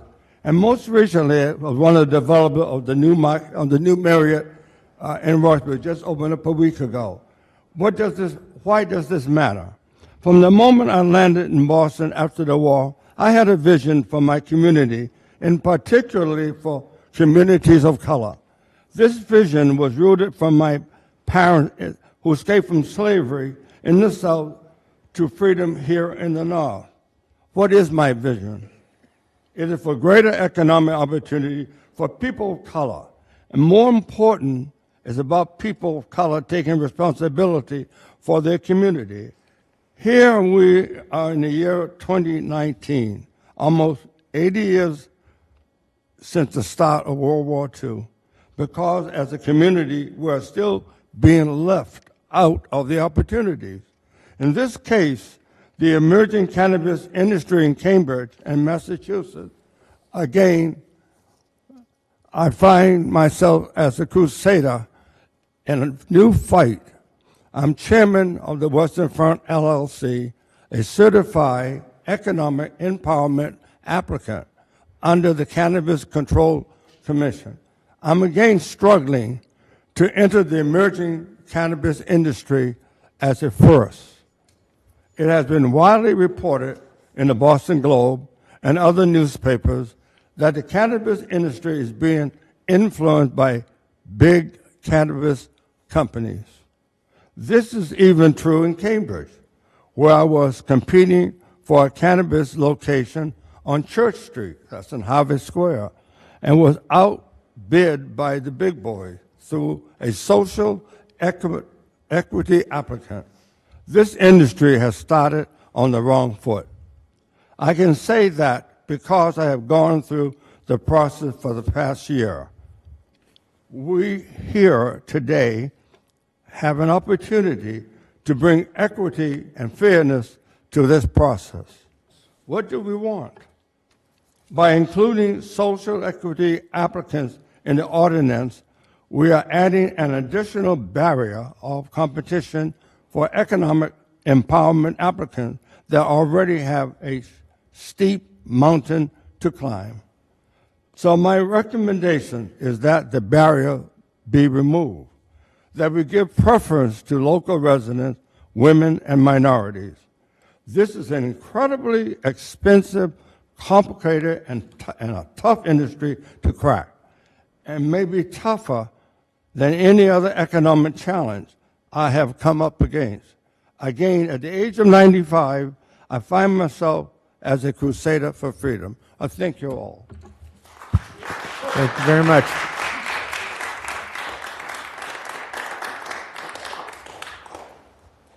Next up is, as I read it, Dolan Duncan, followed by W. Brune, followed by Camilo Basso. Good evening. My name's Dawn Duncan. I'm actually with Alchemy League, which is an economic empowerment applicant. But here tonight, I'm speaking as a co-founder of the Marijuana Economic Empowerment Coalition, also known as MEEC. We are a group of economic empowerment, social equity, and minority applicants in the cannabis industry that was formed to represent an alliance of people disproportionately impacted by the war on drugs. MEEC includes representation from many individuals and small businesses that continue to be impacted by major obstacles that are keeping us from launching our cannabis businesses. This is particularly troubling because many of our members are economic empowerment applicants who were designated by the Commonwealth of Massachusetts, and we were among the very first businesses approved for priority review by the Cannabis Control Commission nearly a year ago. We've become painfully aware that this priority review status is in effect meaningless unless municipalities make a deliberate effort to prioritize equity in the cannabis industry. We're very happy to see that Cambridge is looking to be one of those. We only found out about this meeting in the last 24 hours or so, but we have several recommendations that we have put together that we would like to share, which I have copies of and happy to email as well around recommendations that we would like for people to consider as for us as economic empowerment. Thank you very much. Thank you. The next up is W. Brown, followed by Camilo Basso, followed by Tabia Moses. Hello, everyone. My name is Winter Brown, and of the Weish family, and I first fell in love with Cambridge in 1994 when I came to stay with them. I'm also prior service military, not as stellar as a career as my distinguished comrade there, that also fought beside my grandfather in World War II, but I salute him and I thank him for all he's done. I'm also an avid non-smoker. I've never had a edible or anything of that nature, but I am here in favor of the economic empowerment groups. And just to step away from what I had written, we can't hear a story like that and not feel like we need to go in that same direction. Because it's stories like that and stories before him that help mold this country that I signed up to fight for. So many of my Italian, my Irish brothers that came here, my Jamaican brothers that came here with nothing. And we have an opportunity to right those wrongs since they came with nothing and fought with nothing to make something of themselves, for something for their families. There's no way that we need to choose another group that already has the money that, I'm going to tell you, I heard the whispers here saying, oh, well, are these medical plants going to just take care of these elected officials and that's why they're going to choose them first? I heard them. This is what they're saying, and we don't want people of Cambridge to say that. We don't want people of Massachusetts to say that. We need to stick to what made this country great. I ask you to think about the war on drugs. Think about the families that were ripped apart. Children that lost their mothers, their fathers, their brothers. And we try to right the wrong and empower the families that we know we should, so they can stop calling Cambridge the place that only awards the haves with being able to have more. But to bring everyone up so that they can lead the way in that economic empowerment fight. Thank you. Thank you very much. Next up is Camilo Basso, followed by Taba Moses, followed by Will Justice. Hello, everyone. Kamal. Nice to meet you all. Nice to see you again. It's Camilo Basto, ABG Commercial Realty, 307 Cambridge Street. Just wanted to thank you all for the opportunity to speak as well. You guys have been at this for quite some time, and you have some great insights, some thoughtful suggestions. I've been dealing with a lot of people in the cannabis industry, as you know, a lot of people behind me. So I just wanted to kind of give you some insights. I know that it's kind of nerve-wracking to open up the gates to all these cannabis companies, but what I will tell you is on the landlord side, if these cannabis companies do fail ultimately, they have then gotten a brand new building that has been completely demoed and rebuilt, and then they get a better clientele into this particular location where they would be able to rent at a higher rate if, for some reason, these cannabis companies were to fail. The other thing is, so I'm not proposing that we should open the gates and just do 100 dispensaries. That wouldn't be prudent. But just for hypothetical sayings, if they do fail, there are other options. We're not just going to have vacant stores and it's not going to be, terrible. The other thing is I know that we need to do limits. And one of the things that I've realized is dealing with these cannabis companies and minorities, et cetera, is if you really want to give, empowerment to these people, the people behind me, the people of color, the EE applicants, you should consider removing RMDs from the process altogether for 2, 3, 4 years. And I'll explain to you why. It sounds a little radical, but you would be forcing these players to then participate with all of these people. And the reason why I say that is you only have 9 or 10 licenses. They will then go to these individuals behind me, the EE applicants, and work with them, give them money to go for the licenses.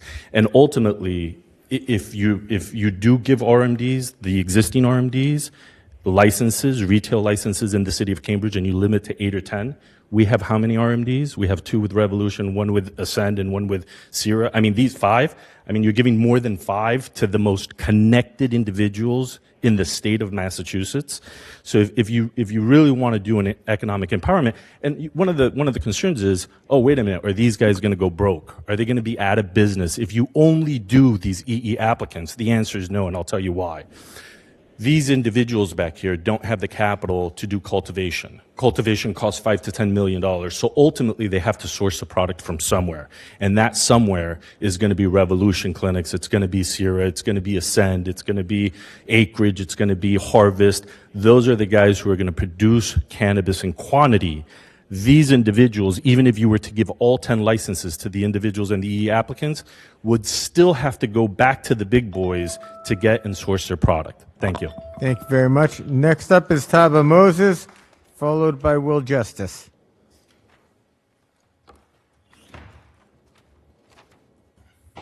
Good evening.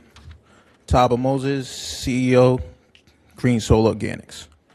Central Square when we were kids.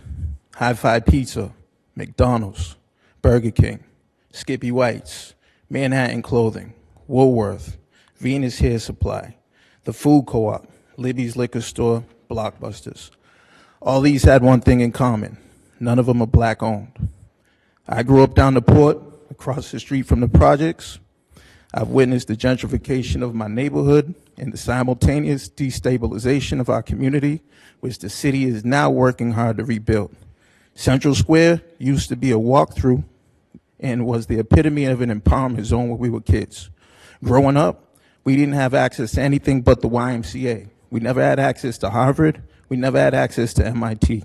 Ironically, the only reason we went to MIT was to play ball in the first place because they took our gym away from us in the projects.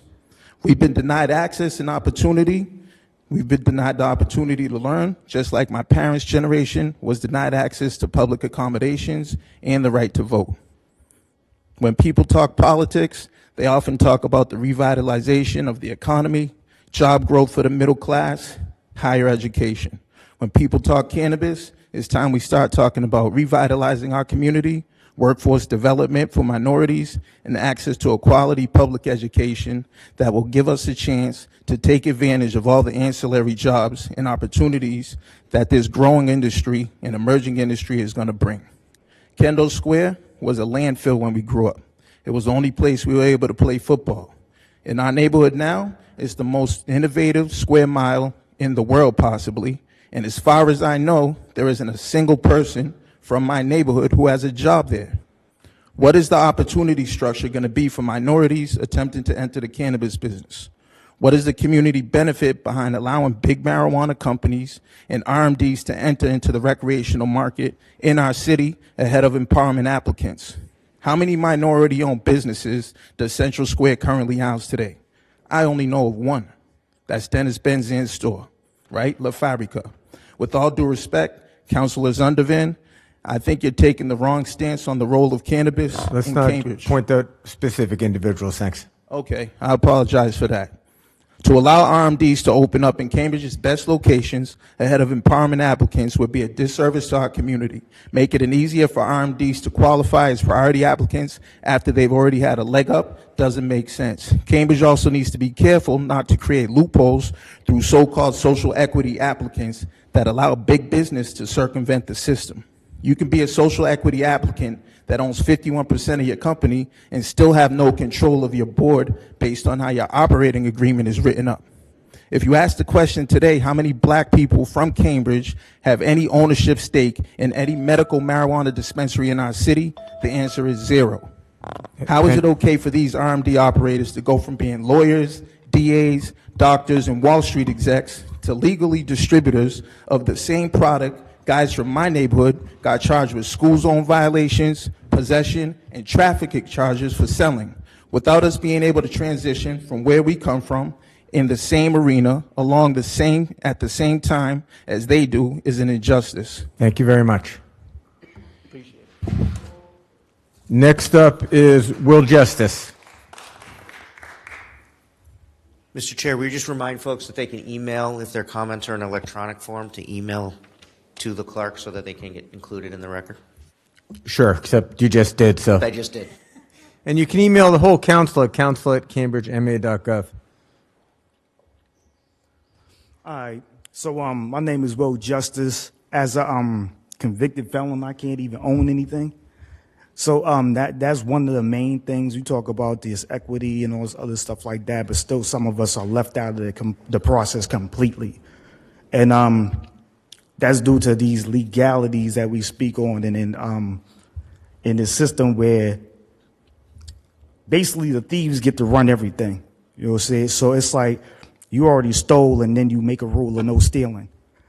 And I'm sitting here just looking at the hypocrisy of it all, because I mean, many of the people who live in our neighborhoods right now are being pushed out of our neighborhoods, and they're claiming that they're doing it for the neighborhood. And it's like, oh, okay, hold on. You know, the neighborhood consists of people, all right? And a lot of the situations that's going on right now is that the fact that I can't even enter into this thing because I have a record. The reason why I have a record is because of racism. You know, there are a lot of us who take that deal. We take deals because we see the light at the end of the tunnel. Sometimes we haven't even done the crime, but we got that light at the end of the tunnel, and we're not gonna, you know, skip that chance and maybe sit in prison for 50 years, and then later they go, oh, you was innocent this whole time. So it's like we have people who have actually done the crimes, that did what they're accused of and everything like that, and they're still like, okay, so if you're saying that they paid their debt to society, why could they not now enter into something that can benefit them legally? And this is a big problem. This is a huge problem. So it's like expanding what I don't know what you want to call crimes that people have been convicted of, to be able to participate in this market, because at the end of the day, a lot of us have been put in this situation where, you know, our hands are tied. We can't do anything. You want us to continue to be positive contributors to society, yet you handcuff us and make sure we have one hand that we can't even use. And this makes no sense whatsoever. So speaking on all these things, like for the convicted felons, the people who have, you know, may or may not have taken a deal or have done what they've done and everything like that, there's no redemption if you're telling them that they cannot do certain things anymore just because they have committed a crime or been accused of something or taken a deal, because this is one of the things that, like, I mean, the war on drugs wasn't just the war on drugs, it was war on our community. It was war on us as a people. So it's like, even if they don't catch you with something, they got you. They can make up any story they want to. I mean, my particular situation, I'm convicted for something a white man did. Explain me that one. So, thank you very much. Okay, so you cut me off, that's it? I'm happy to hear. I thought you were done, but on a motion. Does it sound like I'm done? I'm not clear. It sounds like I was still speaking. I mean, on a real motion deal. to let you finish your comments? No, I'm not done with my comments. Oh, finish your comments then. Finish. See, this adversarial type shit is what I'm talking about, and these aggressions that happen towards us regularly. Don't stop me. I'm speaking. So I'll apologize for that. This is what I'm trying to talk about. The whole situation that we're dealing with is that we're being disrespected as a people, and then you try to turn a blind eye to the shit that we're dealing with. And I'm, you know what I'm saying, I'm quite frustrated by the fact that you sat there and cut me off and then asked me, was I done? No, I wasn't done. We will never be done until you fix this. Thank you. That is the last written public comment that we have for sign up. Is there anyone else that hasn't spoken that would like to speak? Okay. Coming up, and give your name, please. Hi, thanks for the opportunity. My name is Kosar Mohammed. I am an economic empowerment applicant. I actually got certified the week after the deadline. Most of the points I would like to make has already been made. Few suggestions that I have.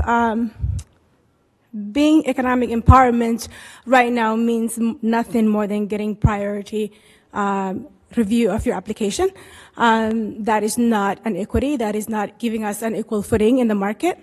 The reason why the criteria under which we meet the EEA is because we are in low economic communities. We are minorities. We are affected by the war on drugs.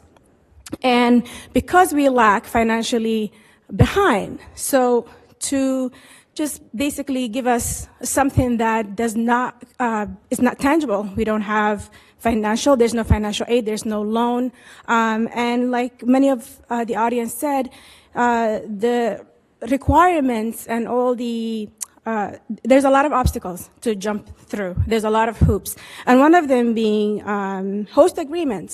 I would personally feel, and not really just personally, being to a lot of meetings, that a lot of us feel host agreement is just another obstacle, which is the most difficult one that we have to go through. And since we are understood our situation and circumstances, that would be something that could be spared in our process and our struggle to try to find an equal footing. Another point is the buffer zones, and I did hear you guys are considering it, sort of giving exception to economic empowerment. So I was really happy to hear that. So far, I've really glad to see Cambridge is very receptive than other cities that I have been to and other meetings. Just another point I would like to make is that this opportunity, the green economy, is something that we need to have. We have to be protected, like many of you have mentioned, that we need to given a time, because we are not as prepared and not able as others who are, like big companies. So the suggestion that the market should determine, I think that is quite unfair. We cannot be we can't be bottom feeders yet again. What we don't need is to be employed in a minimum wage and just hoping in a few years we can actually take over and be something. So I do think that we need that protection, and I would appreciate that you would consider that. And that is all my comment. Thank you. Thank you very much. Is there anyone else who hasn't spoken that would like to speak? I appreciate that. I understand, and I apologize for having let that happen. Who hasn't spoken? Mr. Chair. Point of order. We do Yes. have the email from Ms. Van James. It's not what's in the email. Mr. Chair. Yes. Every person was asked to stop at their 3 minutes, with the exception of Mr. Gilmore, who I think we all can agree deserves more time. Many people spoke their 3 minutes and have now gone. We cannot go back. Our rules are not going to allow us to go back and give people more time. I'm sure there'll be other opportunities for that. The chair is trying to run an efficient meeting. He is being respectful of everybody and treating everybody the same way, with the exception of Mr. Gilmore, who, as far as I'm concerned, could have talked for 20 minutes if he wanted to. Everyone else was asked to end at 3 minutes.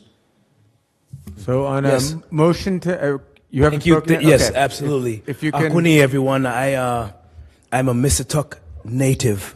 Was if you born can and give us raised, your and it name, was- please. Excuse me. Yes,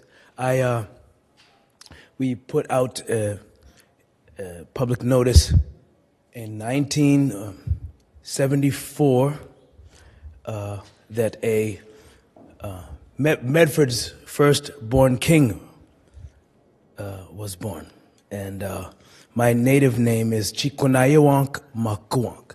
I am a direct descendant of the of Squasakum and the other names. I am actually a Mi'kmaq, Massachusetts.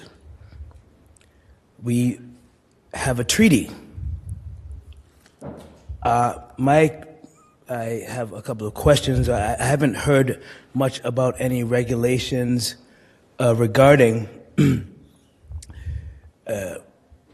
us doing business with others, like the town of Cambridge, as that, from my understanding, my ancestors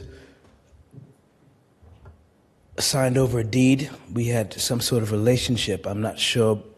I haven't seen any of that documentation yet, but we would like to do business as well with these people who are speaking and who need some assistance and partnership and a real opportunity. So this is an opportunity for us all to maybe partner in a way that we can have an opportunity as emerging native beings to come back to the table as we are, as you know, we are in our healing process and we've come a long way, but a few of us are back. Thank you. Thank you very much. Is there anyone else who hasn't spoken that would like to speak? Seeing no. How you doing? My name is C.L. Spencer, and I just wanted to comment real quick that it's really important for economic empowerment or anyone going through this process to have a timeline.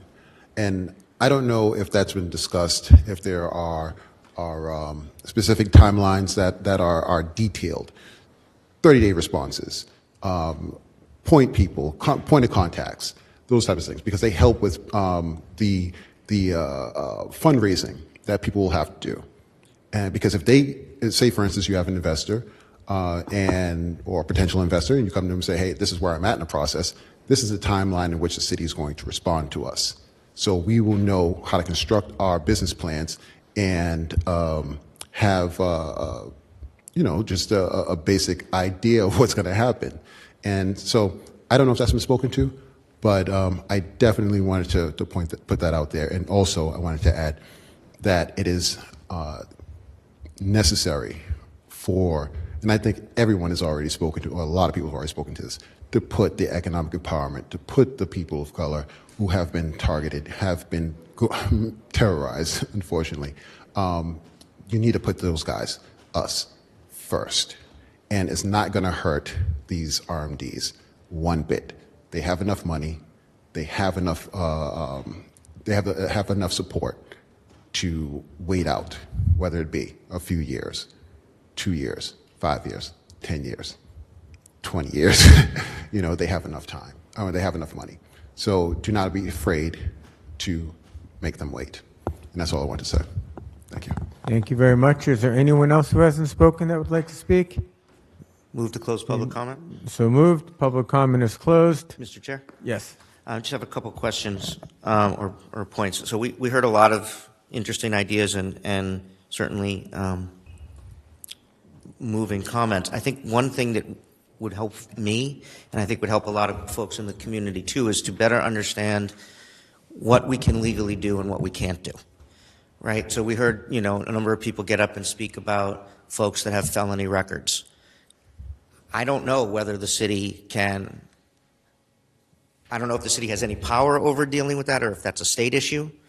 The other question that came up earlier about RMDs, it seems like the state law says that we cannot deny an RMD.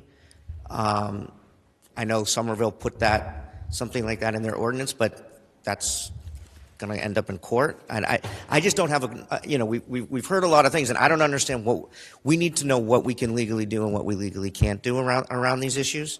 And then, even if it's something we legally can't do, we may decide to try it anyway. But I don't have a clear idea of on a lot that we heard tonight about what we have control over and what we don't. So if we can get some guidance from the legal department in that area, I think it would be helpful.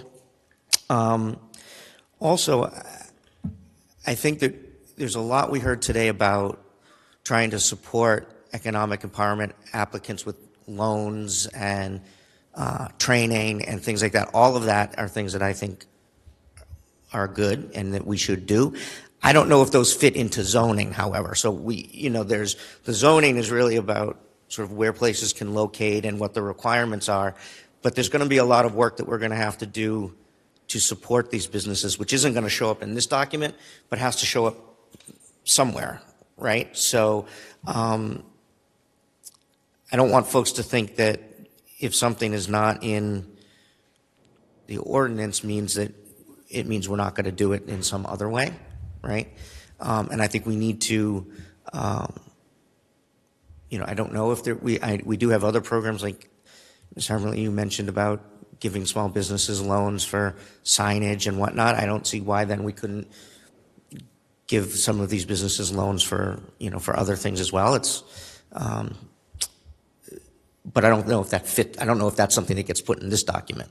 So I just think some clarity around the legal piece and a lot of the other things we heard about how we can support these applicants, even if it doesn't appear in the zoning. Where will it appear, and how will we forward those conversations? And I don't, you know, but I think the first thing we really have to deal with is getting the zoning in place so that people can start moving, so economic applicants can actually open, right? They can't open until we pass the zoning. And the longer we keep it in committee, and, you know, it's the longer they have to wait. And so,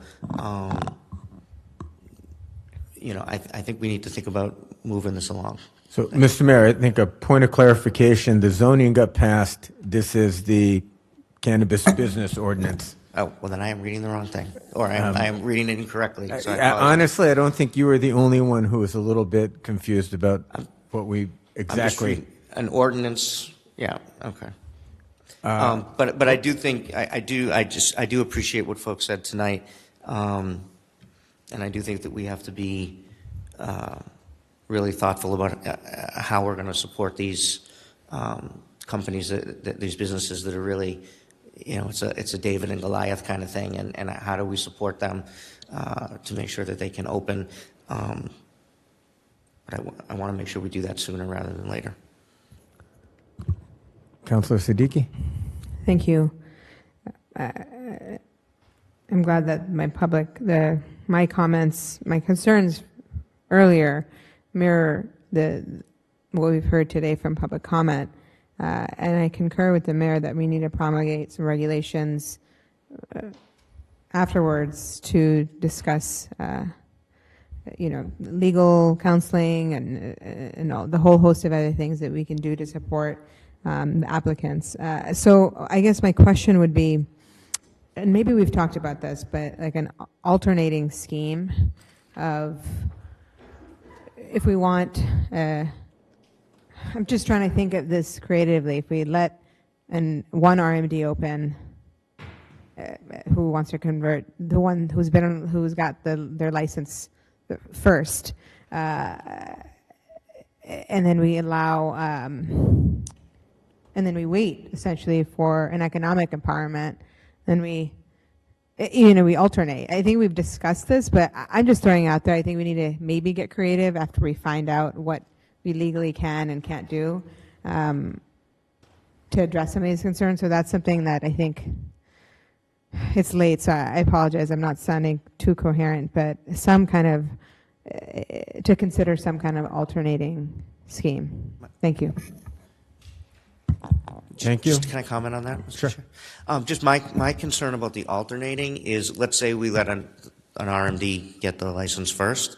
What if it takes a year or more for an economic empowerment applicant to open? That RMD now has a monopoly in the city of Cambridge, and I'm not sure we want that either. I mean, again, it's all complicated. It's just, I don't know. I don't have a perfect answer to it, but.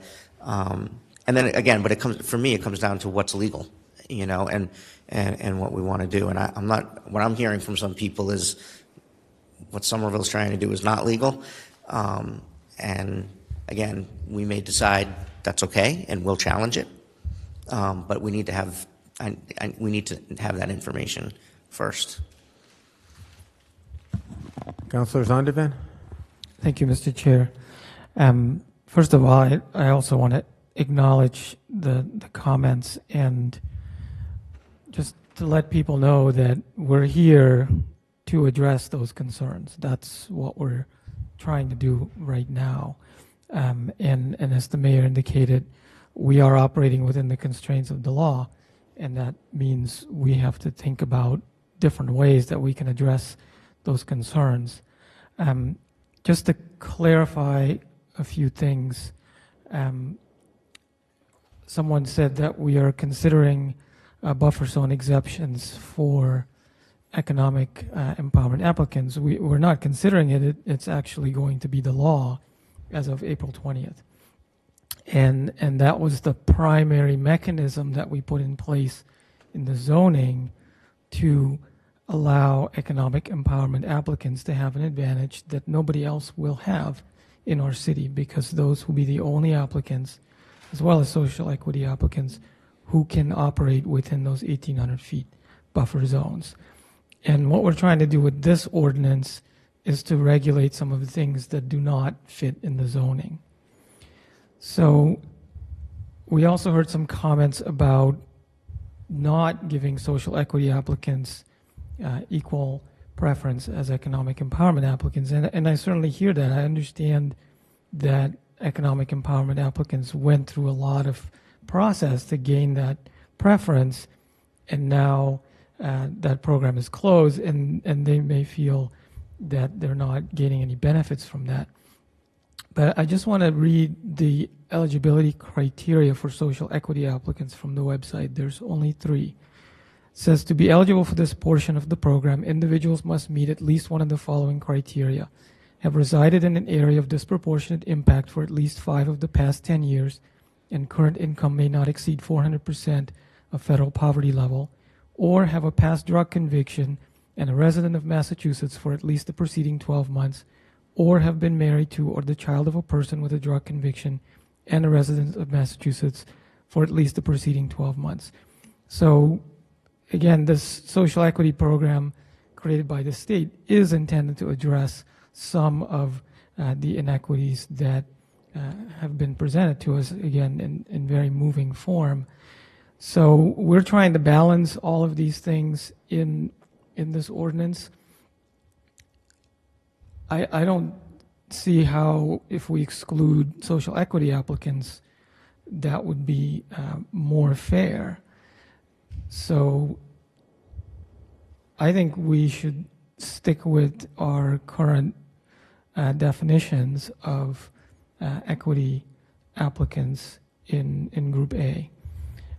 Regarding the RMDs, again, we don't know whether we can, under state law, prevent them from converting to adult use retail. Our understanding is that we cannot, at least for the existing ones. So, hopefully we'll get clarification from the legal department. If there are ways for us to essentially give preference to economic empowerment applicants over RMDs, I'm in favor of it. But we have to make sure that we can legally do that. Because again, if we do something that ultimately leads to lawsuits and challenges, then that could further delay the whole industry for everybody, which is again not what we are hoping to achieve. And then lastly, what I will say again is that we need to make a very clear distinction in this ordinance between equity applicants and non-equity applicants, so that we can create a clear advantage for the equity applicants and thereby create an incentive for other players in the industry who do not qualify to invest their money with equity applicants as the only way for them to do business in the city of Cambridge. Thank you. Thank you, Councilor. Councilor Devra? Vice Mayor, sorry. Yeah, whatever. It's late. Well, yeah, I mean, I appreciate that we need clarity from the legal standpoint about the extent to which we can delay an existing RMD from converting. I mean, I think, it was clear all along that when medical dispensaries were permitted, we knew that ultimately most of them would want to convert. So it shouldn't be a huge surprise. We've talked about 6, but we actually only have 3 that are currently open in business and serving medical patients, I believe. The one in Harvard Square, the first one between Harvard and Central, and the one in Alewife. Would we be able to call those the 3, for lack of a better word, priority B dispensaries in recognition of the fact that those 3 have actually been serving medical patients, which has been another goal of ours, and the ones who have a special permit but have not yet opened by the time this becomes law would have to potentially get in line behind the economic empowerment or the equity applicants. That's one way of looking for some sort of middle ground.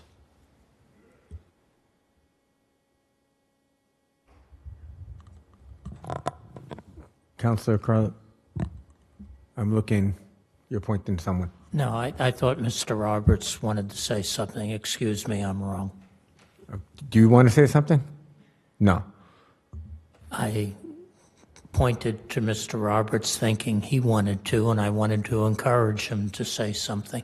I would say that anything we can do to help the small guy in this case and woman is what Cambridge is all about. This is new industry, this is new wealth, and, you know, the focus of which people we help, we've heard a lot tonight, and it's pretty clear. And my own feeling is, whether it's 3 that are official or 6 that RMDs that are official, the next 6 should prioritize the other side of the economic spectrum. However you look at it, that's how I feel. And I realize there are issues with that. How do we do that? And we'll learn more. But are we who we say we are? Everybody knows this business is going to take off. And we all know that big business goes after little business. So how can we limit that? And if you don't think that's true, you just look at history. There are very few little businesses that grow, and the ones that do become a big business. But they're very few compared to the ones with all the money. Thank you. Thank you. All right, so I've done my best, and I'm sure it's an imperfect best, to try and capture the high points. So I'm going to go through, and if at the end of my throughness you think I've missed something or misstated something, you can correct me, because what I would like to do at the end of this is summarize all of it for a note back to the city to say, what about this stuff? I don't think we're going to get anywhere today, and I think a big challenge is we were given a very imperfect state law, just like we have on TNCs, for example, and it might work great in Dover or someplace else, but that's not Cambridge, and we're struggling to figure out how to take this imperfect thing and make it work as best as possible. So the order I have them written is not the order of importance, just how they came up, and I wrote them down. So one is, can we get rid of the 2-year time limit? The second one, and this hasn't been discussed openly, but can the city set aside shelf space or something like that for any type of applicant as part of the community host agreement or in this ordinance? The third one is, what can we use community impact fees for? Can we use them for things like legal assistance, low interest loans, helping people figure out their terms of a lease and so forth? And the next one is, what happens if the ordinance is not passed? Maybe we could answer that now. If we don't pass this ordinance, we just, despite that the zoning, I think, takes effect on the 22nd or something like that, things are just in abeyance until we sort this out and move to the community, the host agreement. So there's not a trigger that says stuff will happen if we don't pass this ordinance by the 20th. Well, the zoning ordinance will take effect, as you said, and applicants will need the special permit. They will still need a host community agreement. They would not have to get this permit that's obviously the subject of this ordinance if the ordinance hasn't passed yet. Okay, but if they don't have a host community agreement, then they're essentially, okay, they're not going forward yet. The role of the host community agreement, how much flexibility do we have within that to guide what companies do? How they're issued needs to be clarified. Who does it? That seems to be a choke point for people who might meet all the other criteria. If we don't allow all of the existing licenses, and how do we pick from the pool of people that might already exist? Can we expand Group A to focus on women minority applicants in a revitalization zone? Or can we have residential time limits? Can we set income limits for that same group? Can we drop the improper sales to just one to warrant a possible revocation? Right now it's 3. Can we get rid of or alter sections 2 and 3 of 5.50.50, which are the ones about the board and the makeup of the employees? Maybe phase them in. So how could we alter that if we wished? How many establishments can one owner own? Can we limit that in the city of Cambridge? Do we need a reason? And you may have already answered this. The city manager has an immense amount of discretion, or less so, to not enter into host community agreements, even if someone already has a special permit. So if you could clarify how much discretion the community host agreement gets when the manager decides whether or not to approve it.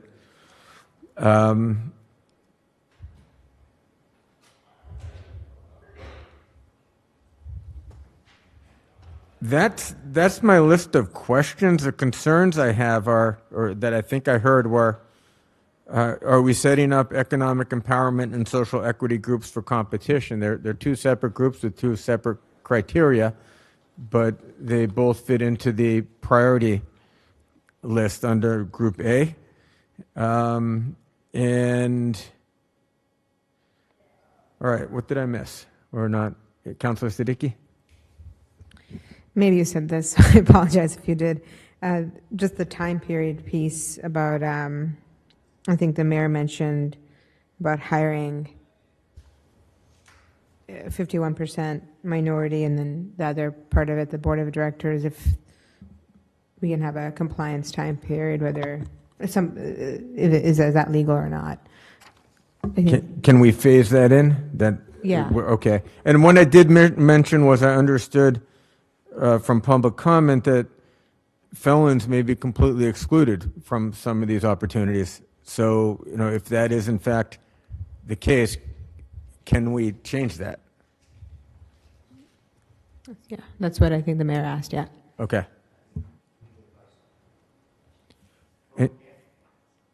Anything else? Councilor Carlon?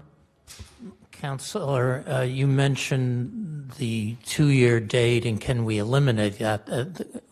My alternative would be, can we change the year count or eliminate it?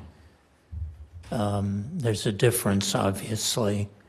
The other thing is the notion of I know we can do this, the notion of a review after a certain period of time, testing whatever policy we come up with, whether it's what I said or what others have said, and evaluating it in the future. And thirdly, the notion of criteria on even the economic distressed or social equity clients, so that we don't have 3 in a block.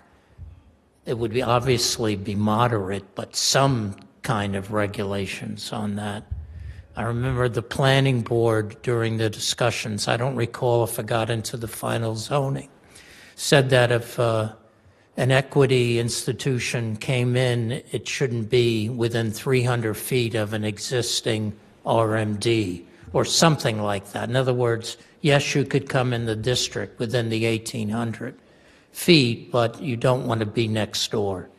And I think that leads me to that there are some, for the equity owners, that some regulations, although moderate, would make sense.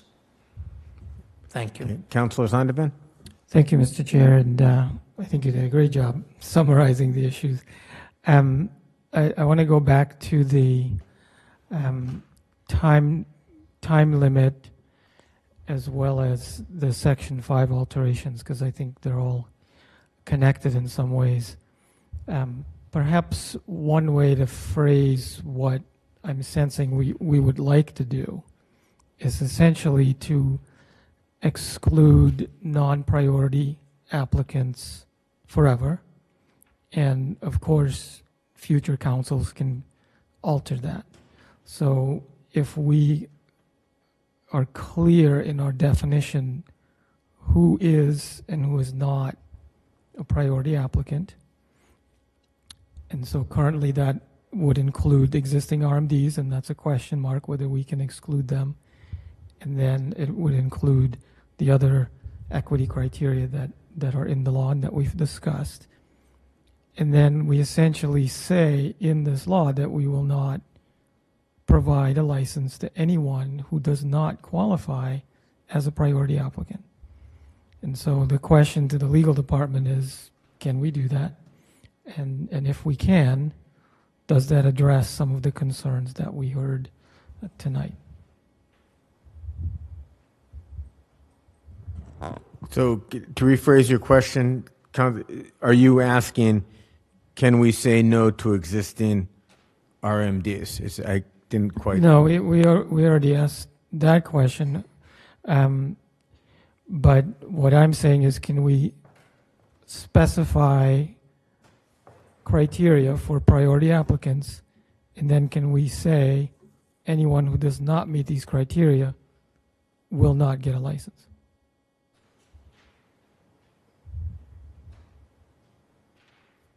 Okay. Anyone else? So I think our next step is to wait for the law department and CDD and the rest of the city staff to tell us that we can have another discussion. Any rough idea when that might be? Mr. Chair, so there's a motion to ask the law department for a response on these questions? There's a motion that the clunky way of that is, though, the motion wouldn't really become a motion until the committee report gets to the city council and then it's approved and so forth, and that's going to take a long time. And I think everyone here, we don't want to take a long time if we can avoid taking a long time. So if I... What's that? Councilor Kelly? Oh. So if I were to send you, as I understand it, what people express concerns about, and I could submit it to my colleagues via a memo as well so they would understand what it was that I thought we wanted clarification on. You could start working on that. I mean, what you heard tonight, you can start working on when you go home if you really want.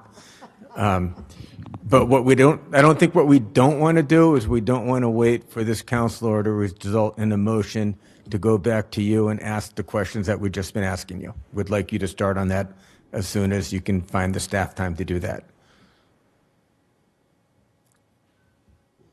We can start on that. I'm assuming that the sense of this committee is that you all are in favor of asking for responses to these questions. Yes, that's the sense of the committee. Okay, anything else? All right, on a motion, I got to say, just as a final aside, this is a really challenging issue for all of us, and I really appreciate the effort everyone's putting in to trying to find whatever the best right answer might possibly be. So thank you all very much for your patience. Thank you to the staff. Thank you to everyone sitting here, because it's Absolutely. so much work. So thank you. And to the people that came public comment and shared their thoughts and experiences. All right, meeting adjourned. Thank you very much.